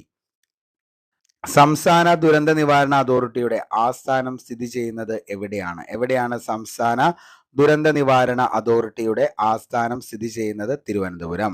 സംസ്ഥാന ദുരന്ത നിവാരണ അതോറിറ്റിയുടെ ചെയർമാൻ ആരാണെന്ന് ചോദിച്ചാൽ മക്കളെ ആരാണ്? മുഖ്യമന്ത്രിയാണ് സംസ്ഥാന ദുരന്ത നിവാരണ അതോറിറ്റിയുടെ ചെയർമാൻ. കേരള സംസ്ഥാന ദുരന്ത നിവാരണ അതോറിറ്റിയുടെ വൈസ് ചെയർമാൻ ആരാന്ന് ചോദിച്ചാൽ അത് റവന്യൂ മന്ത്രിയാണ്. കേരള സംസ്ഥാന ദുരന്ത നിവാരണ അതോറിറ്റിയുടെ വൈസ് ചെയർമാനാണ് റവന്യൂ മന്ത്രി. ജില്ലാതല ദുരന്ത നിവാരണ കമ്മിറ്റിയുടെ അധ്യക്ഷനാണ് ആരെന്ന് പറയുന്നത്? ജില്ലാ കളക്ടർ. ഏത് ആക്ട് പ്രകാരമാണ് കേരള ദുരന്ത നിവാരണ അതോറിറ്റി രൂപീകരിച്ചതെന്ന് ചോദിച്ചു കഴിഞ്ഞാൽ ഡിസാസ്റ്റർ മാനേജ്മെന്റ് ആക്ട് 2005 പ്രകാരമാണ് എന്ത് ചെയ്തത്? ദുരന്ത നിവാരണ അതോറിറ്റി രൂപീകരിച്ചത്. ഓക്കെ, അപ്പോൾ ഇത്രയും കാര്യങ്ങളൊന്നും ഓർത്തോ, ബേസ് ആണ്. സംസ്ഥാന ദുരന്ത നിവാരണ അതോറിറ്റിയുടെ ആസ്ഥാനം തിരുവനന്തപുരമാണ്. സംസ്ഥാന ദുരന്ത നിവാരണ അതോറിറ്റിയുടെ ചെയർമാൻ മുഖ്യമന്ത്രിയാണ്. കേരള സംസ്ഥാന ദുരന്ത നിവാരണ അതോറിറ്റിയുടെ വൈസ് ചെയർമാൻ റവന്യൂ മന്ത്രി. ജില്ലാതല ദുരന്ത നിവാരണ കമ്മിറ്റിയുടെ അധ്യക്ഷൻ ജില്ലാ കളക്ടർ. ഏത് ആക്ട് പ്രകാരമാണ് കേരള ദുരന്ത നിവാരണ അതോറിറ്റി രൂപീകരിച്ചത്? Disaster management act 2005. അടുത്തത്, ഒരു വിപത്തിനെ ജനങ്ങൾക്ക് ഫലപ്രദമായി നേരിടാൻ സാധിക്കാത്ത സാഹചര്യം, ഇതിനെയാണ് നമ്മൾ എന്തെന്ന് വിളിക്കുന്നത്? ദുരന്തം എന്ന് വിളിക്കുന്നത്. ഓക്കെ, ഓർത്തു വെച്ചോ. ഒരു വിപത്തിനെ ജനങ്ങൾക്ക് ഫലപ്രദമായി നേരിടാൻ സാധിക്കാത്ത സാഹചര്യം, ഇതിനെ ദുരന്തം എന്ന് വിളിക്കുന്നു. ജീവജാലങ്ങളുടെ ജീവനും ആരോഗ്യത്തിനും വസ്തുക്കൾക്കും സേവനങ്ങൾക്കും പരിസ്ഥിതിക്കും സാമൂഹിക സാമ്പത്തിക മേഖലകൾക്കും ഭീഷണി ഉയർത്തുന്ന സാഹചര്യമാണ് എന്തെന്ന് പറയുന്നത്? വിപത്ത് എന്ന് പറയുന്നത്. അപ്പൊ നമ്മൾ എന്താണ് ദുരന്തം എന്ന് പറഞ്ഞു, എന്താണ് വിപത്ത് എന്നുള്ളതും പറഞ്ഞു. അതായത് ഒരു വിപത്തിനെ ജനങ്ങൾക്ക് ഫലപ്രദമായി നേരിടാൻ സാധിക്കാത്ത സാഹചര്യം, ഇതിനെയാണ് നമ്മൾ എന്തെന്ന് വിളിക്കുന്നത്? ദുരന്തം എന്ന് വിളിക്കുന്നത്. പക്ഷേ ജീവജാലങ്ങളുടെ ജീവനും ആരോഗ്യത്തിനും വസ്തുക്കൾക്കും സേവനങ്ങൾക്കും പരിസ്ഥിതിക്കും സാമൂഹിക സാമ്പത്തിക മേഖലകൾക്കും ഭീഷണി ഉയർത്തുന്ന സാഹചര്യമാണ് വിപത്ത്. ഓക്കെ, ഒരു വിപത്തിനെ ഫലപ്രദമായി നേരിടാൻ കഴിയുന്ന സാഹചര്യത്തെ നമുക്ക് എന്തെന്ന് വിളിക്കാം? അത്യാഹിതം എന്ന് വിളിക്കാം. ദുരന്ത നിവാരണ പ്രവർത്തന ഘട്ടങ്ങളിൽ വളരെ ആസൂത്രിതമായി നടപ്പിലാക്കുന്നത് 3 ഘട്ടങ്ങളാണ്. അതിൻ്റെ അകത്ത് എന്താണ്? ഒന്നാമത്തെയാണ് ദുരന്തപൂർവ്വ ഘട്ടം. അതായത് ദുരന്തം തടയുന്നതിനായുള്ള മുന്നൊരുക്കങ്ങളാണ് ദുരന്ത പൂർവ്വ ഘട്ടത്തിൽ നമ്മൾ ചെയ്യുന്നത്. അടുത്തതാണ് ദുരന്ത സമയഘട്ടം. അതായത് ദുരന്തം അഭിമുഖീകരിക്കുന്ന സമയത്തുള്ള പ്രവർത്തനങ്ങളാണ് ദുരന്ത സമയഘട്ടം എന്നുള്ള ഘട്ടത്തിൽ പറയുന്നത്. അടുത്തതാണ് എന്തെന്ന് പറയുന്നത്? ദുരന്താനന്തര ഘട്ടം എന്ന് പറയുന്നത്. മൂന്നാമത്തെയാണ് ദുരന്താനന്തര ഘട്ടം എന്ന് പറയുന്നത്, മൂന്നാമത്തെ ഘട്ടം. അപ്പോൾ എന്താണ്? ദുരന്ത നിവാരണ പ്രവർത്തനങ്ങളെ നമുക്ക് വളരെ ആസൂത്രിതമായി 3 ഘട്ടങ്ങളായിട്ട് തിരിക്കാം. ഒന്നാണ് ദുരന്തപൂർവ്വ ഘട്ടം, 2 ദുരന്ത സമയഘട്ടം, അടുത്തതാണ് ദുരന്താനന്തര ഘട്ടം എന്ന് പറയുന്നത്. ഓക്കെ, ഇനി ദുരന്ത നിവാരണ നിയമം 2005 ഇന്ത്യയിലെ ദുരന്തങ്ങളെ ഫലപ്രദമായി കൈകാര്യം ചെയ്യാൻ വേണ്ടി നിലവിൽ വന്ന നിയമമാണ് 2005 ദുരന്ത നിവാരണ നിയമം. ദേശീയ ദുരന്ത നിവാരണ നിയമം 2005 അധ്യായങ്ങൾ 11 വകുപ്പുകൾ 79. വെരി വെരി ഇമ്പോർട്ടൻ്റ് ആണ്, ഓർത്തു വച്ചോ. അപ്പോൾ ഇന്ത്യയിലെ ദുരന്തങ്ങളെ ഫലപ്രദമായി കൈകാര്യം ചെയ്യാൻ വേണ്ടി നിലവിൽ വന്ന നിയമമാണ് 2005 ദുരന്ത നിവാരണ നിയമം. ദേശീയ ദുരന്ത നിവാരണ നിയമം 2005 അധ്യായങ്ങൾ 11 വകുപ്പുകളും 79 എണ്ണമാണ്. ഓക്കെ, അപ്പോൾ അധ്യായങ്ങൾ 11 വകുപ്പുകൾ 79 ദുരന്ത നിവാരണ നിയമം 2005. കേരള സംസ്ഥാന ദുരന്ത നിവാരണ അതോറിറ്റി KSDMA 2005 ദേശീയ ദുരന്ത നിവാരണ നിയമത്തിലൂടെ വകുപ്പ് 14 അനുസരിച്ച് കേരളത്തിൽ രൂപീകൃതമായ ഒരു രാജ്യത്തെ ബോഡിയാണ് കേരള സംസ്ഥാന ദുരന്ത നിവാരണ അതോറിറ്റി എന്നതുകൊണ്ട് ഉദ്ദേശിക്കുന്നത്. ഓക്കെ, അപ്പോൾ 2005 ദേശീയ ദുരന്ത നിവാരണ നിയമങ്ങളിലെ വകുപ്പ് 14 അനുസരിച്ച് കേരളത്തിൽ രൂപീകൃതമായ ഒരു സ്റ്റാറ്റ്യൂട്ടറി ബോഡിയാണ് എന്തെന്ന് പറയുന്നത്? കേരള സംസ്ഥാന ദുരന്ത നിവാരണ അതോറിറ്റി എന്നതുകൊണ്ട് ഉദ്ദേശിക്കുന്നത്. അപ്പോൾ എന്താണ്? ഇത്രയും കാര്യം ഒന്ന് നോക്കിക്കോ. അടുത്ത, കേരളത്തിലെ ദുരന്ത നിവാരണ ലഘൂകരണ പ്രവർത്തനങ്ങൾ ഏകോപിപ്പിക്കുന്നതിന്റെ ചുമതല വഹിക്കുന്ന സ്ഥാപനമാണ് കേരള സംസ്ഥാന ദുരന്ത നിവാരണ അതോറിറ്റി, അല്ലെങ്കിൽ Kerala state disaster management authority KSDMA. കേരളത്തിലെ ദുരന്ത നിവാരണ ലഘൂകരണ പ്രവർത്തനങ്ങൾ ഏകോപിപ്പിക്കുന്നത്. നമുക്കറിയാം, ഭയങ്കര മഴയൊക്കെ വന്നു കഴിഞ്ഞാൽ അപ്പോൾ തന്നെ എന്താണ്? KSDMAയുടെ മെസ്സേജ് നമ്മുടെ ഫോണിലേക്ക് വരുന്നതായിട്ട് നിങ്ങൾ ചിലപ്പോൾ കണ്ടിട്ടുണ്ടാവും, ടെക്സ്റ്റ് മെസ്സേജ്. ഓക്കെ, അപ്പോൾ അങ്ങനെ എന്താണ്? KSDMA ആണ് നമുക്ക് എന്ത് ചെയ്യുന്നത്? കേരളത്തിലെ ദുരന്ത നിവാരണം ലഘൂകരിക്കാൻ വേണ്ടിയിട്ടുള്ള മുൻകരുതലുകളും കാര്യങ്ങളും ഒക്കെ തരുന്നത് Kerala state disaster management authority. സംസ്ഥാന ദുരന്ത നിവാരണ അതോറിറ്റിയെ കുറിച്ച് പ്രതിപാദിക്കുന്ന വകുപ്പാണ് 25 ദേശീയ ദുരന്ത നിവാരണ നിയമം ചാപ്റ്റർ 3 സെക്ഷൻ 14 മുതൽ 24 വരെ. കേരള ദുരന്ത നിവാരണ അതോറിറ്റി രൂപീകൃതമായ വർഷം എന്നാ ചോദിച്ചാൽ 2007 മെയ് 4. നിലവിലെ സ്റ്റേറ്റ് ഡിസാസ്റ്റർ മാനേജ്മെന്റ് ഘടന നിലവിൽ വന്നത് 2013 ജൂലൈ 17. കേരള ദുരന്ത നിവാരണ അതോറിറ്റിയുടെ ചെയർമാൻ മുഖ്യമന്ത്രിയും വൈസ് ചെയർമാൻ റവന്യൂ മന്ത്രിയുമാണ്. ഇമ്പോർട്ടൻ്റ് ആണ് കേട്ടോ. അപ്പോൾ കേരള ദുരന്ത നിവാരണ അതോറിറ്റിയുടെ ചെയർമാൻ മുഖ്യമന്ത്രിയും അതേപോലെ തന്നെ വൈസ് ചെയർമാൻ ആരാന്ന് ചോദിച്ചു കഴിഞ്ഞാൽ ആരാണ് വൈസ് ചെയർമാൻ? റവന്യൂ മന്ത്രിയാണ്, എക്സ് ഒഫീഷ്യോ മെമ്പർ ആണ്. സംസ്ഥാന ദുരന്ത നിവാരണ അതോറിറ്റിയുടെ മറ്റ് അംഗങ്ങൾ ആരൊക്കെയാന്ന് ചോദിച്ചാൽ കൃഷിമന്ത്രി, എക്സ് ഒഫീഷ്യോ ആണ് കൃഷിമന്ത്രി. അതേപോലെ chief secretary CEO ex officio. ആഭ്യന്തര വകുപ്പ് അഡീഷണൽ ചീഫ് സെക്രട്ടറി അതും മെമ്പറാണ്, അതെന്താണ് എക്സ് ഒഫീഷ്യോ ആണ്. Revenue principal secretary convener ex officio. Kerala state emergency operation centre തലവൻ മെമ്പർ എക്സ് ഒഫീഷ്യോ. ഓക്കെ, അപ്പോൾ കേരള സംസ്ഥാന ദുരന്ത നിവാരണ അതോറിറ്റിയിലെ ആകെ അംഗങ്ങൾ എത്രയാണെന്ന് ചോദിച്ചാൽ ചെയർമാൻ ഉൾപ്പെടെ 10 പേരാണ് എന്തിലുള്ളത്, കേരള സംസ്ഥാന ദുരന്ത നിവാരണ അതോറിറ്റിയുടെ ആകെ അംഗങ്ങൾ എത്രയാണെന്ന് ചോദിച്ചാൽ മക്കളെ ചെയർമാൻ ഉൾപ്പെടെ 10 പേരാണ്. ദുരന്ത നിവാരണ അതോറിറ്റിയുടെ സംസ്ഥാന കാര്യനിർവഹണ സമിതിയുടെ അധ്യക്ഷൻ, ചീഫ് സെക്രട്ടറി കൂടാതെ 4 ഗവൺമെന്റ് സെക്രട്ടറിമാർ അംഗങ്ങളുമാണ് ഇതിന്റെ അകത്ത്. കേരള ദുരന്ത നിവാരണ അതോറിറ്റിയുടെ സമ്മേളനങ്ങൾ വിളിച്ചു ചേർക്കുന്നത് revenue and disaster management additional chief secretary ആണ്. എല്ലാ ജില്ലകളിലും ദുരന്ത നിവാരണ പ്രവർത്തനങ്ങൾക്ക് മേൽനോട്ടം വഹിക്കുന്ന കേരള ഡിസാസ്റ്റർ മാനേജ്മെന്റിന്റെ കീഴിലുള്ള സ്ഥാപനമാണ് സംസ്ഥാന അടിയന്തര നിർവഹണ കേന്ദ്രം, സ്റ്റേറ്റ് എമർജൻസി ഓപ്പറേഷൻ സെന്റർ എന്ന് പറയുന്നത്. കേരള സംസ്ഥാന ദുരന്ത നിവാരണ അതോറിറ്റിയുടെ ആസ്ഥാനം എവിടെയാണെന്ന് ചോദിച്ചാൽ അത് തിരുവനന്തപുരമാണ്. അപ്പോൾ കേരള സംസ്ഥാന ദുരന്ത നിവാരണ അതോറിറ്റിയുടെ ആസ്ഥാനം എവിടെയാണെന്ന് ചോദിച്ചാൽ മക്കളെ എവിടെയാണ്? തിരുവനന്തപുരത്താണ് ആസ്ഥാനം സ്ഥിതി ചെയ്യുന്നത്. കേരള സ്റ്റേറ്റ് ഡിസാസ്റ്റർ മാനേജ്മെന്റിന്റെ മോട്ടോ എന്താണെന്ന് ചോദിച്ചാൽ ടുവേഡ്സ് എ സേഫർ സ്റ്റേറ്റ് എന്നതാണ്. സുരക്ഷായനം എന്നതാണ് എന്തിന്റെ KSDMAയുടെ മോട്ടോ എന്ന് പറയുന്നത്, സുരക്ഷായനം അല്ലെങ്കിൽ ടുവേഡ്സ് എ സേഫ് സ്റ്റേറ്റ് എന്ന് പറയുന്നത്. കേരള സംസ്ഥാന എന്താണ് ദുരന്ത നിവാരണ അതോറിറ്റിയുടെ ഇതാണ് എന്തെന്ന് പറയുന്നത്, സുരക്ഷായനം. ഓക്കെ, ഇനി അതായത് ജില്ലകളിലെ ജില്ലാതല ദുരന്ത നിവാരണ കമ്മിറ്റിയുടെ ചെയർമാൻ ജില്ലാ കളക്ടർ ആയിരിക്കും. അതേപോലെ തന്നെ പ്രദേശത്തെ ദുരന്ത നിവാരണ ലഘൂകരണ പ്രവർത്തനങ്ങളുടെ ചുമതല വഹിക്കുന്നത് ജില്ലാ അടിയന്തര കാര്യനിർവഹണ കേന്ദ്രവുമായിരിക്കും. ദുരന്തങ്ങളെക്കുറിച്ച് ജനങ്ങൾക്ക് ആവശ്യമായ മുന്നറിയിപ്പുകൾ നൽകുക എന്നതാണ് ഈ കേന്ദ്രങ്ങളുടെ ചുമതല. കേരള സംസ്ഥാന ദുരന്ത നിവാരണ അതോറിറ്റിയുടെ ലക്ഷ്യങ്ങൾ എന്തൊക്കെയാണെന്ന് ചോദിച്ചു കഴിഞ്ഞാൽ, കേരള സംസ്ഥാന ദുരന്ത നിവാരണ അതോറിറ്റിയുടെ ലക്ഷ്യങ്ങൾ എന്തൊക്കെയാണ്? സംസ്ഥാനത്ത് ഒരു ദുരന്ത നിവാരണ നയം എന്ത് ചെയ്യുക? രൂപീകരിക്കുക. പ്രകൃതി ദുരന്ത സാധ്യതയുള്ള മേഖലകൾ നിർണയിക്കുക. വിവിധ വകുപ്പുകളെ ഉൾപ്പെടുത്തി ദുരന്ത നിവാരണ പദ്ധതികൾ ആസൂത്രണം ചെയ്യുക. ദുരന്ത സമയത്ത് സൈന്യത്തിനും കേന്ദ്ര സേനകളുടെയും സേവനം ഏകോപിപ്പിക്കുക. ഇത്രയുമാണ് എന്തെന്ന് പറയുന്നത് നമ്മുടെ കേരള സംസ്ഥാന ദുരന്ത നിവാരണ അതോറിറ്റിയുടെ ലക്ഷ്യങ്ങൾ എന്ന് പറയുന്നത്. ഓക്കെ, ഇനി അടുത്തതാണ് ജില്ലാ ദുരന്ത നിവാരണ അതോറിറ്റി എന്ന് പറയുന്നത്. ജില്ലാ ദുരന്ത നിവാരണ അതോറിറ്റി. ഓക്കെ, ജില്ലാ ദുരന്ത നിവാരണ അതോറിറ്റി സംസ്ഥാന ഗവൺമെന്റ് എല്ലാ ജില്ലകളിലും ജില്ലാ ദുരന്ത നിവാരണ അതോറിറ്റികൾ രൂപീകരിക്കേണ്ടതാണ്. ഓക്കെ, അപ്പൊ സംസ്ഥാന ഗവൺമെന്റ് എല്ലാ ജില്ലകളിലും എന്തുണ്ട്? ജില്ലാ ദുരന്ത നിവാരണ അതോറിറ്റി രൂപീകരിക്കേണ്ടതാണ്. ജില്ലാ ദുരന്ത നിവാരണ അതോറിറ്റിയെ കുറിച്ച് പ്രതിപാദിക്കുന്ന ദേശീയ ദുരന്ത നിവാരണ നിയമത്തിലെ വകുപ്പ് ചാപ്റ്റർ 4 സെക്ഷൻ 25 മുതൽ 34 വരെയാണ്. ഓക്കെ, അപ്പോൾ ജില്ലാ ദുരന്ത നിവാരണ അതോറിറ്റിയെ കുറിച്ച് പ്രതിപാദിക്കുന്ന ദേശീയ ദുരന്ത നിവാരണ നിയമത്തിലെ വകുപ്പ് ചാപ്റ്റർ 4 സെക്ഷൻ 25 മുതൽ 34 വരെ.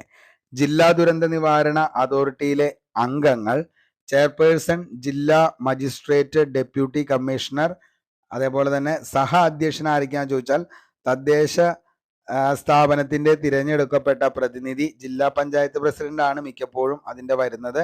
ഇനി ആരാണ് ജില്ലാ അതോറിറ്റിയുടെ CEO എന്ന് ചോദിച്ചു കഴിഞ്ഞാൽ പോലീസ് സൂപ്രണ്ട്, അതേപോലെ ജില്ലാ മെഡിക്കൽ ഓഫീസർ, സംസ്ഥാന സർക്കാർ നിയമിക്കുന്ന 2ൽ കൂടാതെ ജില്ലാതല ഓഫീസർമാർ. ഇത്രയും പേരാണ് ഏതിൽ വരുന്നത്? ഇതിന്റെ ബാക്കിയുള്ള മെമ്പേഴ്സ് എന്ന് പറയുന്നത്. അപ്പൊ ഇത്രയും കാര്യം എന്ത് ചെയ്യുക?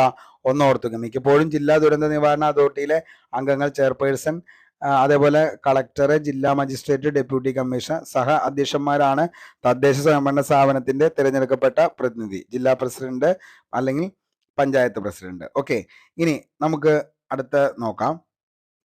മഴക്കെടുതിക്കെതിരെ ജാഗ്രത പുലർത്തുന്നതിന് വേണ്ടി കേരള ദുരന്ത നിവാരണ അതോറിറ്റി യെല്ലോ അലേർട്ട് പുറപ്പെടുവിക്കുന്നതിന്റെ ഉദ്ദേശം എന്താണ്? നമുക്കറിയാം, അതായത് അലേർട്ടുകൾ എപ്പോഴും പഠിക്കാനുണ്ട്. റെഡ് അലേർട്ട് എന്താണ്, ഓറഞ്ച് അലേർട്ട് എന്താണ്, യെല്ലോ അലേർട്ട് എന്താണ്, ഗ്രീൻ അലേർട്ട് എന്താണ്, വൈറ്റ് അലേർട്ട് എന്താണ്. ഓക്കെ, അപ്പൊ അതിൻ്റെ അത് എന്താണ്? ദുരന്ത നിവാരണ അതോറിറ്റി യെല്ലോ അലേർട്ട് പുറപ്പെടുവിക്കുന്നത് എന്താണ് അതിൻ്റെ ഉദ്ദേശം എന്നുള്ളത് ചോദിക്കാറുണ്ട്. അപ്പോൾ എന്താണ് മഴക്കെടുതികൾക്കെതിരെ ജാഗ്രത പുലർത്തുന്നതിന് വേണ്ടിയിട്ടാണ് എന്ത് ചെയ്യുന്നത്, ഈ പറയുന്ന അലേർട്ടുകൾ പുറപ്പെടുവിക്കുന്നത്. ഓക്കെ, അങ്ങനെയാണെങ്കിൽ എന്തിനാണ് യെല്ലോ അലേർട്ട്? അതായത് 24 മണിക്കൂർ 6 സെന്റിമീറ്റർ മുതൽ 11 സെന്റിമീറ്റർ വരെ മഴ പെയ്യുന്ന എന്ന മുന്നറിയിപ്പിനാണ് എന്ത് ചെയ്യുന്നത്, ഈ പറയുന്ന യെല്ലോ അലേർട്ട് പ്രഖ്യാപിക്കുന്നത്. ഓക്കെ, അപ്പോൾ 24 മണിക്കൂർ 6 സെന്റിമീറ്റർ മുതൽ 11 സെന്റിമീറ്റർ വരെ മഴ പെയ്യുന്ന ആ ഒരു മുന്നറിയിപ്പാണ് എന്തെന്ന് പറയുന്നത്, യെല്ലോ അലേർട്ട് എന്ന് പറയുന്നത്. ഓക്കെ, അതായത് മഴ മുന്നറിയിപ്പുകൾ നിറങ്ങളുടെ അടിസ്ഥാനത്തിൽ മണിക്കൂറിൽ എത്ര മഴ പെയ്തു എന്നതിന് അടിസ്ഥാനപ്പെടുത്തിയാണ് മഴയുടെ തീക്ഷ്ണത നിർണ്ണയിക്കുന്നത്.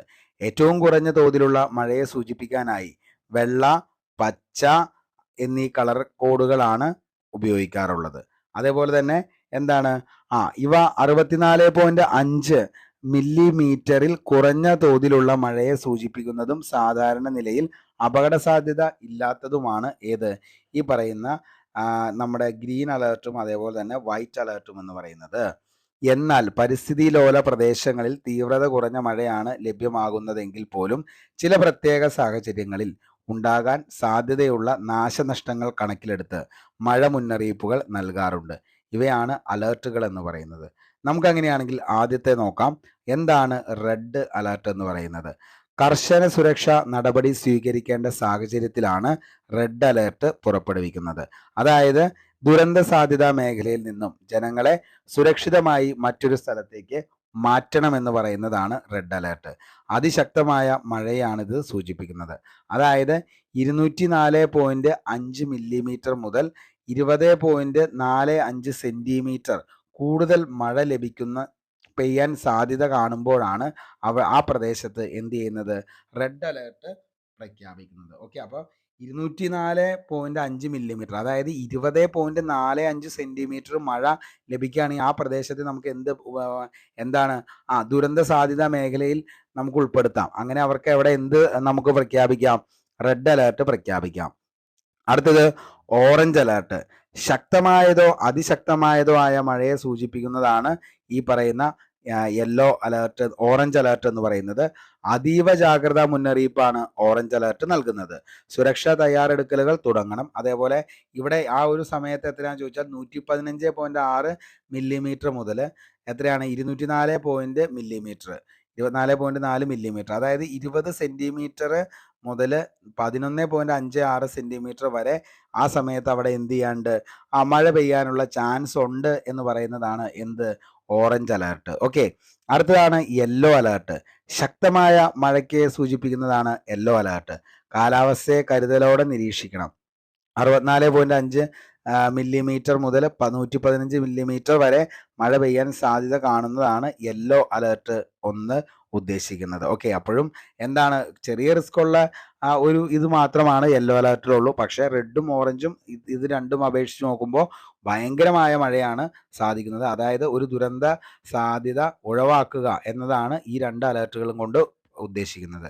ഗ്രീൻ അലേർട്ട് നേരിയ തോതിലുള്ള മഴ സാധ്യതയെ സൂചിപ്പിക്കുന്ന അലേർട്ട്. ജാഗ്രത പാലിക്കേണ്ട സാഹചര്യം നിലവിലില്ല. അതുകൊണ്ട് തന്നെയാണ് ഇതുമായി ബന്ധപ്പെട്ട് വലിയ കാര്യമായിട്ട് ഗ്രീൻ അലേർട്ടിനെ കുറിച്ചൊന്നും പറയാത്തത്.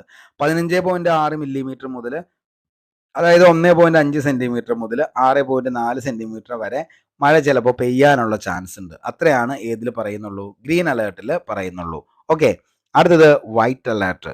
മഴയില്ല, ചാറ്റൽ മഴയുടെ സാധ്യതയെ സൂചിപ്പിക്കുന്നു. 2.5 മില്ലിമീറ്റർ മുതൽ 15 മില്ലിമീറ്റർ വരെ മഴ ലഭിക്കാൻ സാധ്യതയുള്ള സ്ഥലങ്ങളാണ് ഈ പറയുന്ന വൈറ്റ് അലേർട്ട്. വൈറ്റ് അലേർട്ടിനും പച്ച അലേർട്ടിനും സാധാരണയായി മുന്നറിയിപ്പ് നൽകാറില്ല. ഓക്കെ, അപ്പോൾ ഇത്രയും കാര്യങ്ങൾ അലേർട്ടുകളുമായി ബന്ധപ്പെട്ട് ഒന്ന് ഓർത്തു വെച്ചോ, വെരി വെരി ഇമ്പോർട്ടൻ്റ് ആണ്. അപ്പോൾ നമുക്ക് എത്രയാണ് അലേർട്ടുകൾ എന്ന് പറയുന്നത്? Red alert, orange alert, yellow alert, green alert, white alert. അപ്പോൾ അങ്ങനെ 5 അലേർട്ടുകളാണ് നമുക്ക് നിലവിലുള്ളത്. ഇത് എന്തുമായി മണിക്കൂറിൽ എത്ര മഴ പെയ്തു എന്നതിനെ അടിസ്ഥാനപ്പെടുത്തിയാണ് മഴയുടെ തീക്ഷ്ണത നിർണ്ണയിക്കുന്നത്. അതായത് റെയിൻഫോൾ ഇൻറ്റൻസിറ്റി.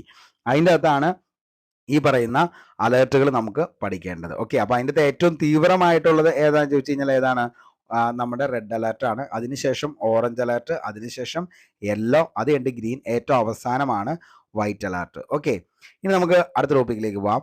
കേരള ദുരന്ത നിവാരണത്തിൽ നടപടിയെടുക്കാൻ നിർദ്ദേശിക്കപ്പെട്ടിട്ടുള്ള ക്രമം എന്താണ് എന്നുള്ളതാണ് ചോദ്യം എന്ന് പറയുന്നത്. എന്താണ്? അതായത് കേരള ദുരന്ത നിവാരണത്തിൽ നടപടിയെടുക്കാൻ നിർദ്ദേശിക്കപ്പെട്ടിട്ടുള്ള ക്രമം. ഓക്കെ, ദുരന്ത നിവാരണ പ്രക്രിയ ഉൾപ്പെട്ടിരിക്കുന്ന പ്രധാനപ്പെട്ട 4 ഘട്ടങ്ങളാണ്.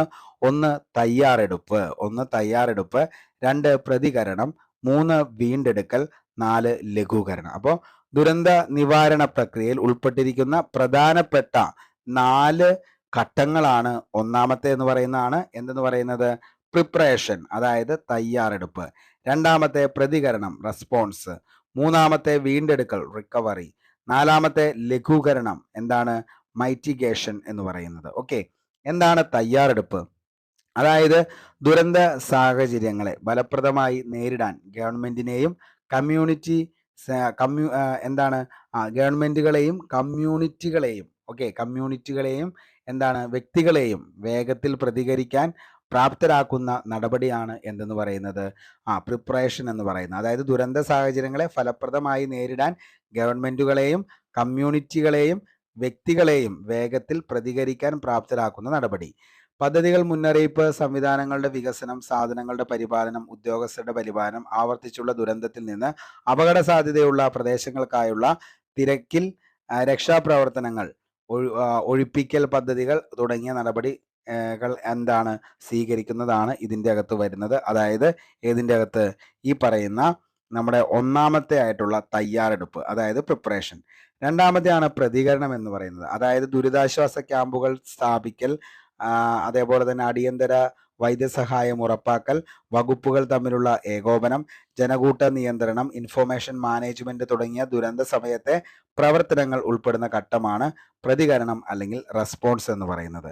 അടുത്തതാണ് എന്തെന്ന് പറയുന്നത്? വീണ്ടെടുക്കൽ. ഓക്കെ, അടുത്തതാണ് വീണ്ടെടുക്കൽ എന്ന് പറയുന്നത്. എന്താണ് വീണ്ടെടുക്കൽ എന്ന് ചോദിച്ചു കഴിഞ്ഞാൽ എന്താണ്? പുനരധിവാസം, അതേപോലെ തന്നെ എന്താണ്? ജീവിത സാഹചര്യം, അതേപോലെ തന്നെ പൂർവാവസ്ഥയിലെത്തിക്കൽ എന്നിവയാണ് ഈ ഘട്ടത്തിലെ പ്രധാന ഉത്തരവാദിത്തം. അതായത് വീണ്ടെടുക്കൽ, റിക്കവറി. അടുത്തതാണ് ലഘൂകരണം എന്ന് പറയുന്നത്. ലഘൂകരണം എന്നുകൊണ്ട് എന്താണ്? മിറ്റിഗേഷൻ. അതായത് ഒരു ദുരന്തം ഉണ്ടാകുന്നതിന് മുമ്പേ ശ്രദ്ധിക്കേണ്ടതും പാലിക്കേണ്ടതുമായ കാര്യങ്ങൾ ഈ സാഹചര്യത്തിലാണ് ഉൾക്കൊള്ളുന്നത്.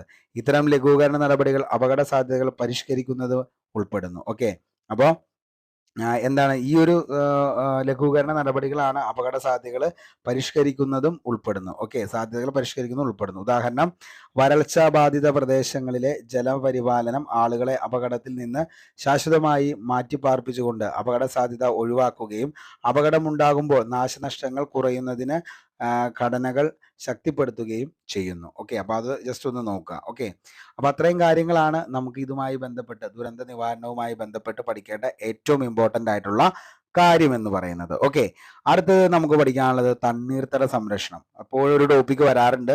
അപ്പോൾ കഴിഞ്ഞ ഒരു എക്സാമിലും ചോദിച്ചിട്ടുണ്ട് തണ്ണീർത്തടവുമായി ബന്ധപ്പെട്ട്. അപ്പോൾ എന്ത് ചെയ്യുക? തണ്ണീർത്തട സംരക്ഷണത്തിലെ ഏറ്റവും ഇമ്പോർട്ടൻ്റ് ആയിട്ടുള്ള കാര്യങ്ങൾ നമുക്ക് നോക്കാം. ഓക്കെ, തണ്ണീർത്തട സംരക്ഷണം. കേരള സംസ്ഥാന തണ്ണീർത്തട നിയമം പാസാക്കിയ വർഷം എന്നാന്ന് ചോദിച്ചു കഴിഞ്ഞാൽ അത് 2008 ഓഗസ്റ്റ് 11-നാണ് കേരള സംസ്ഥാന തണ്ണീർത്തട നിയമം പാസാക്കിയ വർഷം എന്നാന്ന് ചോദിച്ചു കഴിഞ്ഞാൽ എന്നാണ് മക്കളെ? 2008 ഓഗസ്റ്റ് 11-നാണ് കേരള സംസ്ഥാന തണ്ണീർത്തട നിയമം പാസാക്കിയ വർഷം. 2008 ഓഗസ്റ്റ് 11. കേരള നെൽവയൽ തണ്ണീർത്തട സംരക്ഷണ നിയമം രൂപീകൃതമായത് ഏത് ആക്ട് പ്രകാരമാണെന്ന് ചോദിച്ചു കഴിഞ്ഞാൽ 2008-ലെ 28-ാം നമ്പർ ആക്ട് പ്രകാരമാണ് എന്ത്? കേരള നെൽവയൽ തണ്ണീർത്തട സംരക്ഷണ നിയമം രൂപീകൃതമായത് 2008-ലെ 28-ാം നമ്പർ ആക്ട് പ്രകാരമാണ്. ഓക്കെ, ഇനി കേരള നെൽവയൽ തണ്ണീർത്തട സംരക്ഷണ നിയമം 2008. കേരള നെൽവയൽ തണ്ണീർത്തട സംരക്ഷണ നിയമം 2008 എന്താണ് പറയുന്നത്? കേരള സംസ്ഥാനത്തിൻ്റെ പാരിസ്ഥിതിക വ്യവസ്ഥയുടെ സുസ്ഥിരതയും കാർഷിക രംഗത്തെ വളർച്ചയും പ്രോത്സാഹിപ്പിക്കുന്നതിന്, ഭക്ഷ്യ സുരക്ഷ ഉറപ്പാക്കുന്നതിനും, നെൽവയലുകളും തണ്ണീർത്തടങ്ങളും സംരക്ഷിച്ചു നിർത്തുന്നതിനും അവയെ പരിപാലിക്കുന്നതിനും രൂപാന്തരപ്പെടുത്തുന്നതിനും നിയന്ത്രിക്കുന്നതിനും വേണ്ടിയാണ് 2008 കേരള നെൽവയൽ തണ്ണീർത്തട സംരക്ഷണ നിയമം നടപ്പാക്കിയിട്ടുള്ളത്. ഓക്കെ, അപ്പോൾ കേരള സംസ്ഥാനത്തിൻ്റെ പാരിസ്ഥിതിക വ്യവസ്ഥ സുസ്ഥിരതയ്ക്കും കാർഷിക രംഗത്തെ വളർച്ചയെ പ്രോത്സാഹിപ്പിക്കുന്നതിന് ഭക്ഷ്യസുരക്ഷ ഉറപ്പാക്കുന്നതിനും നെൽവയലുകൾ തണ്ണീർത്തടങ്ങൾ സംരക്ഷിച്ചു നിർത്തുന്നതിനും അവയെ പരിവർത്തനപ്പെടുത്തുന്നതിനും രൂപാന്തരപ്പെടുത്തുന്നതിനും നിയന്ത്രിക്കുന്നതിനും വേണ്ടിയാണ് 2008 കേരള നെൽവയൽ തണ്ണീർത്തട സംരക്ഷണ നിയമം നടപ്പിലാക്കിയിട്ടുള്ളത്. 2008 കേരള നെൽവയൽ സംരക്ഷണ നിയമം 2018 29ാം ആക്ട് പ്രകാരം എന്ത് ചെയ്യുന്നു? ഭേദഗതി ചെയ്യുന്നു. കേരള സംസ്ഥാന തണ്ണീർത്തട അതോറിറ്റി നിലവിൽ വന്നത് എന്നാണ് എന്ന് ചോദിച്ചു കഴിഞ്ഞാൽ അതെന്നാ 2015 മെയ് 25 കേരള സംസ്ഥാന തണ്ണീർത്തട അതോറിറ്റി നിലവിൽ വന്നത്. കേരള തണ്ണീർത്തട പദ്ധതിയുടെ ചെയർമാനാണ് സംസ്ഥാന പരിസ്ഥിതി വകുപ്പ് മന്ത്രി. തണ്ണീർത്തട സംരക്ഷണത്തിനായുള്ള അന്തർദേശീയ കരാറാണ് എന്തെന്ന് പറയുന്നത്? റംസാർ കൺവെൻഷൻ എന്ന് പറയുന്നത്. ലോകത്തിലെ എന്താണ് തണ്ണീർത്തട ദിനം എന്നാ ചോദിച്ചാൽ, ലോക തണ്ണീർത്തട ദിനം എന്നാ ചോദിച്ചു കഴിഞ്ഞാൽ അതെന്നാണ്? ഫെബ്രുവരി 2 ലോക തണ്ണീർത്തട ദിനം എന്ന് പറയുന്നത്. ഫെബ്രുവരി 2. 2024 ലോക തണ്ണീർത്തടത്തിന്റെ പ്രമേയം എന്തായിരുന്നു എന്ന് ചോദിച്ചു കഴിഞ്ഞാൽ, അപ്പോൾ എന്താണ് 2024 ലോക തണ്ണീർത്തടത്തിന്റെ പ്രമേയം എന്തായിരുന്നു എന്ന് ചോദിച്ചു കഴിഞ്ഞാൽ എന്താണ്?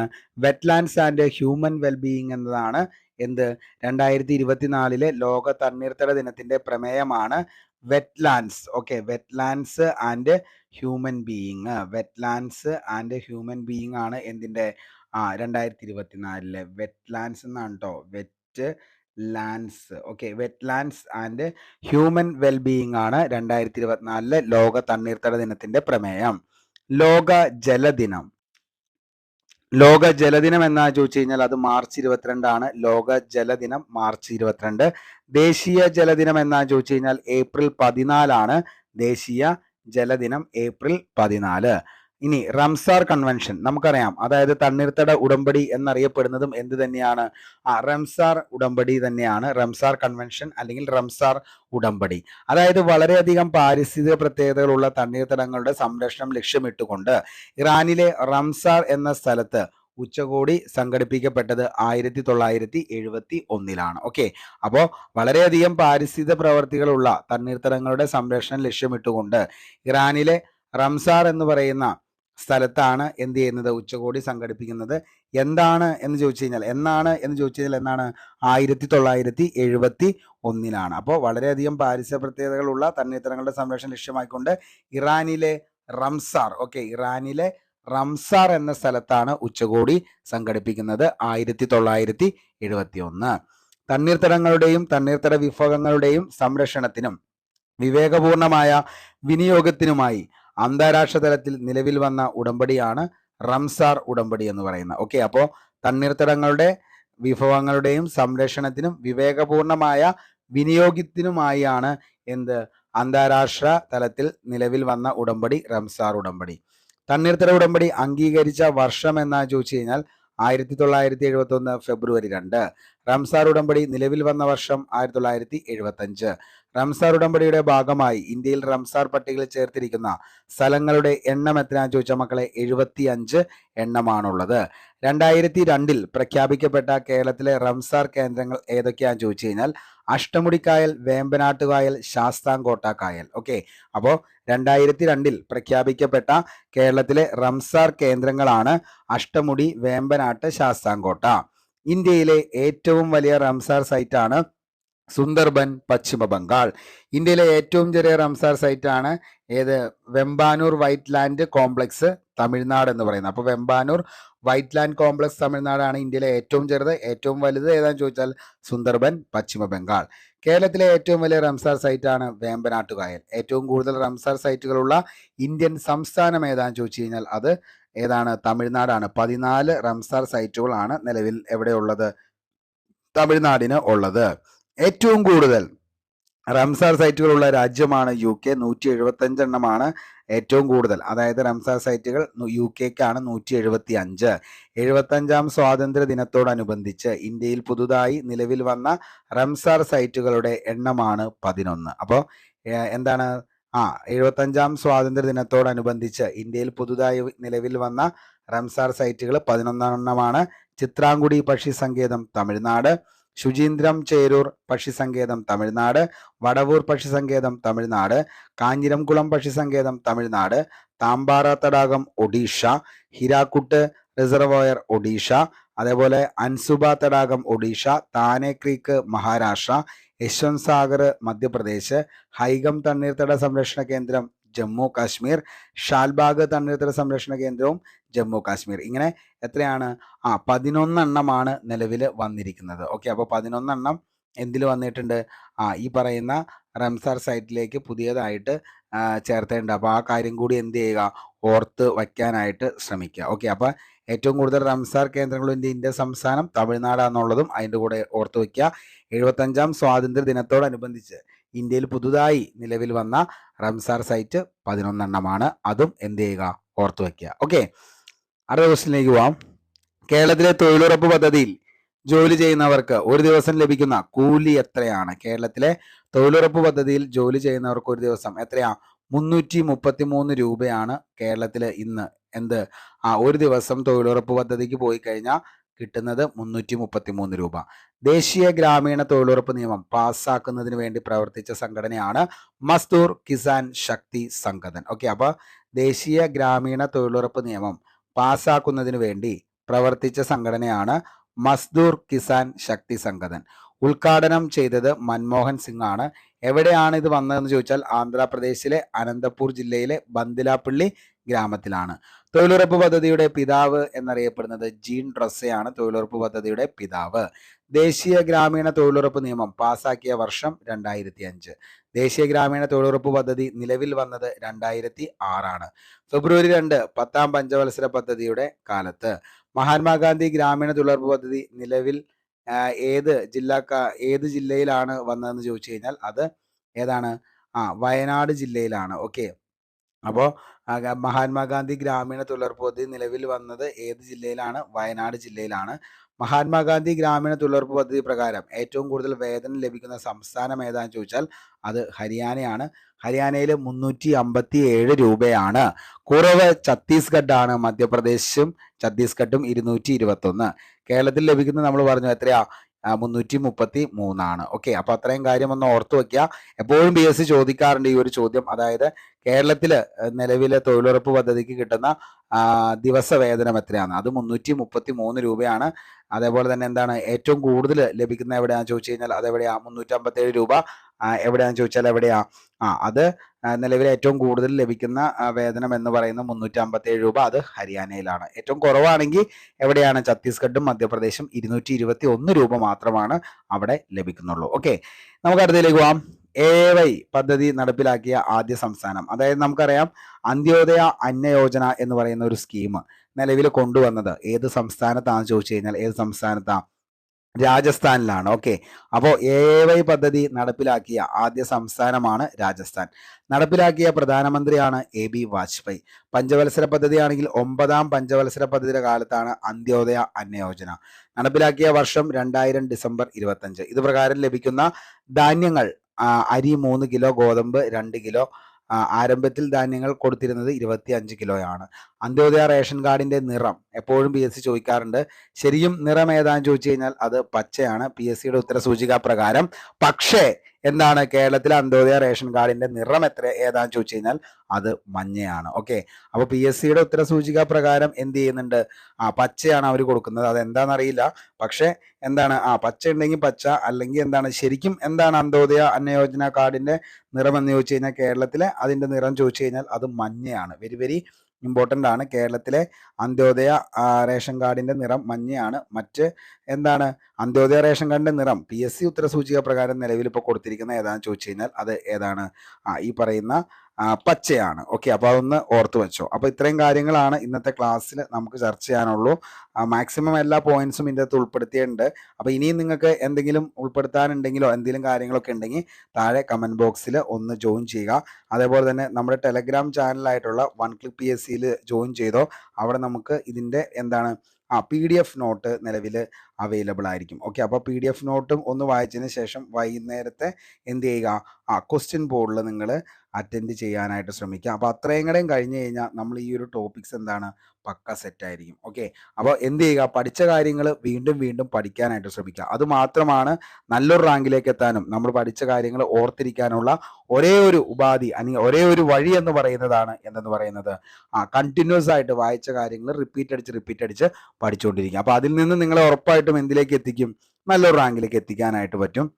അപ്പോൾ എന്ത് ചെയ്യുക, ഹോട്ട് ടോപ്പിക്സും അതേപോലെ തന്നെ ഈ പറയുന്ന നമ്മുടെ എന്താണ് ഈ പറയുന്ന റാപ്പിഡ് റിവിഷൻ ഇത് മൊത്തമായിട്ട് കാണുന്ന ഉദ്യോഗാർത്ഥികൾക്ക് വേണ്ടിയിട്ടാണ് ഞാൻ ഇത് പറയുന്നത്. ഓക്കെ, ആക്ച്വലി ഇതെല്ലാം എന്താണ് എല്ലാം ഒന്ന് തന്നെയാണ്. ഓക്കെ, പിന്നെ നമ്മളത് അതായത് ഓരോ ബാച്ചായിട്ട് തിരിച്ച് ഞാനത് തന്നില്ല എന്ന് മാത്രമേ ഉള്ളൂ.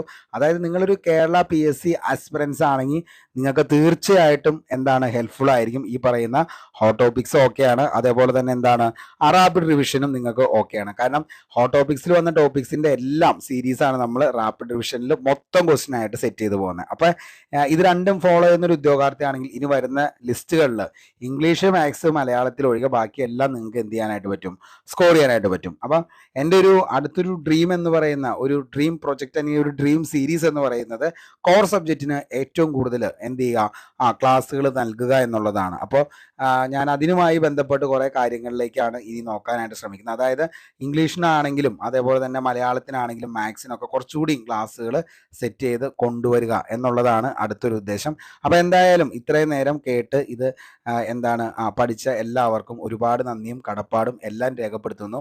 നിങ്ങൾ തരുന്ന സപ്പോർട്ടാണ് മുന്നോട്ടേക്കുള്ള ഏറ്റവും വലിയ പ്രചോദനവും അതേപോലെ തന്നെ എന്താണ് ആ ഒരു എനർജി എന്ന് പറയുന്നത്. അപ്പോൾ നിങ്ങൾ ലൈക്കും അതേപോലെ തന്നെ നിങ്ങൾ ഓരോ എന്താണ് ക്ലാസ് കഴിയുമ്പോൾ നിങ്ങളുടെ കമൻസും ഇതെല്ലാമാണ് നമ്മളെ മുന്നോട്ടേക്ക് നയിക്കുന്നത്. അപ്പോൾ തീർച്ചയായിട്ടും നിങ്ങളുടെ സപ്പോർട്ട് കൂടെ വേണം.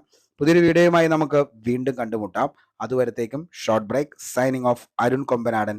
Thank you.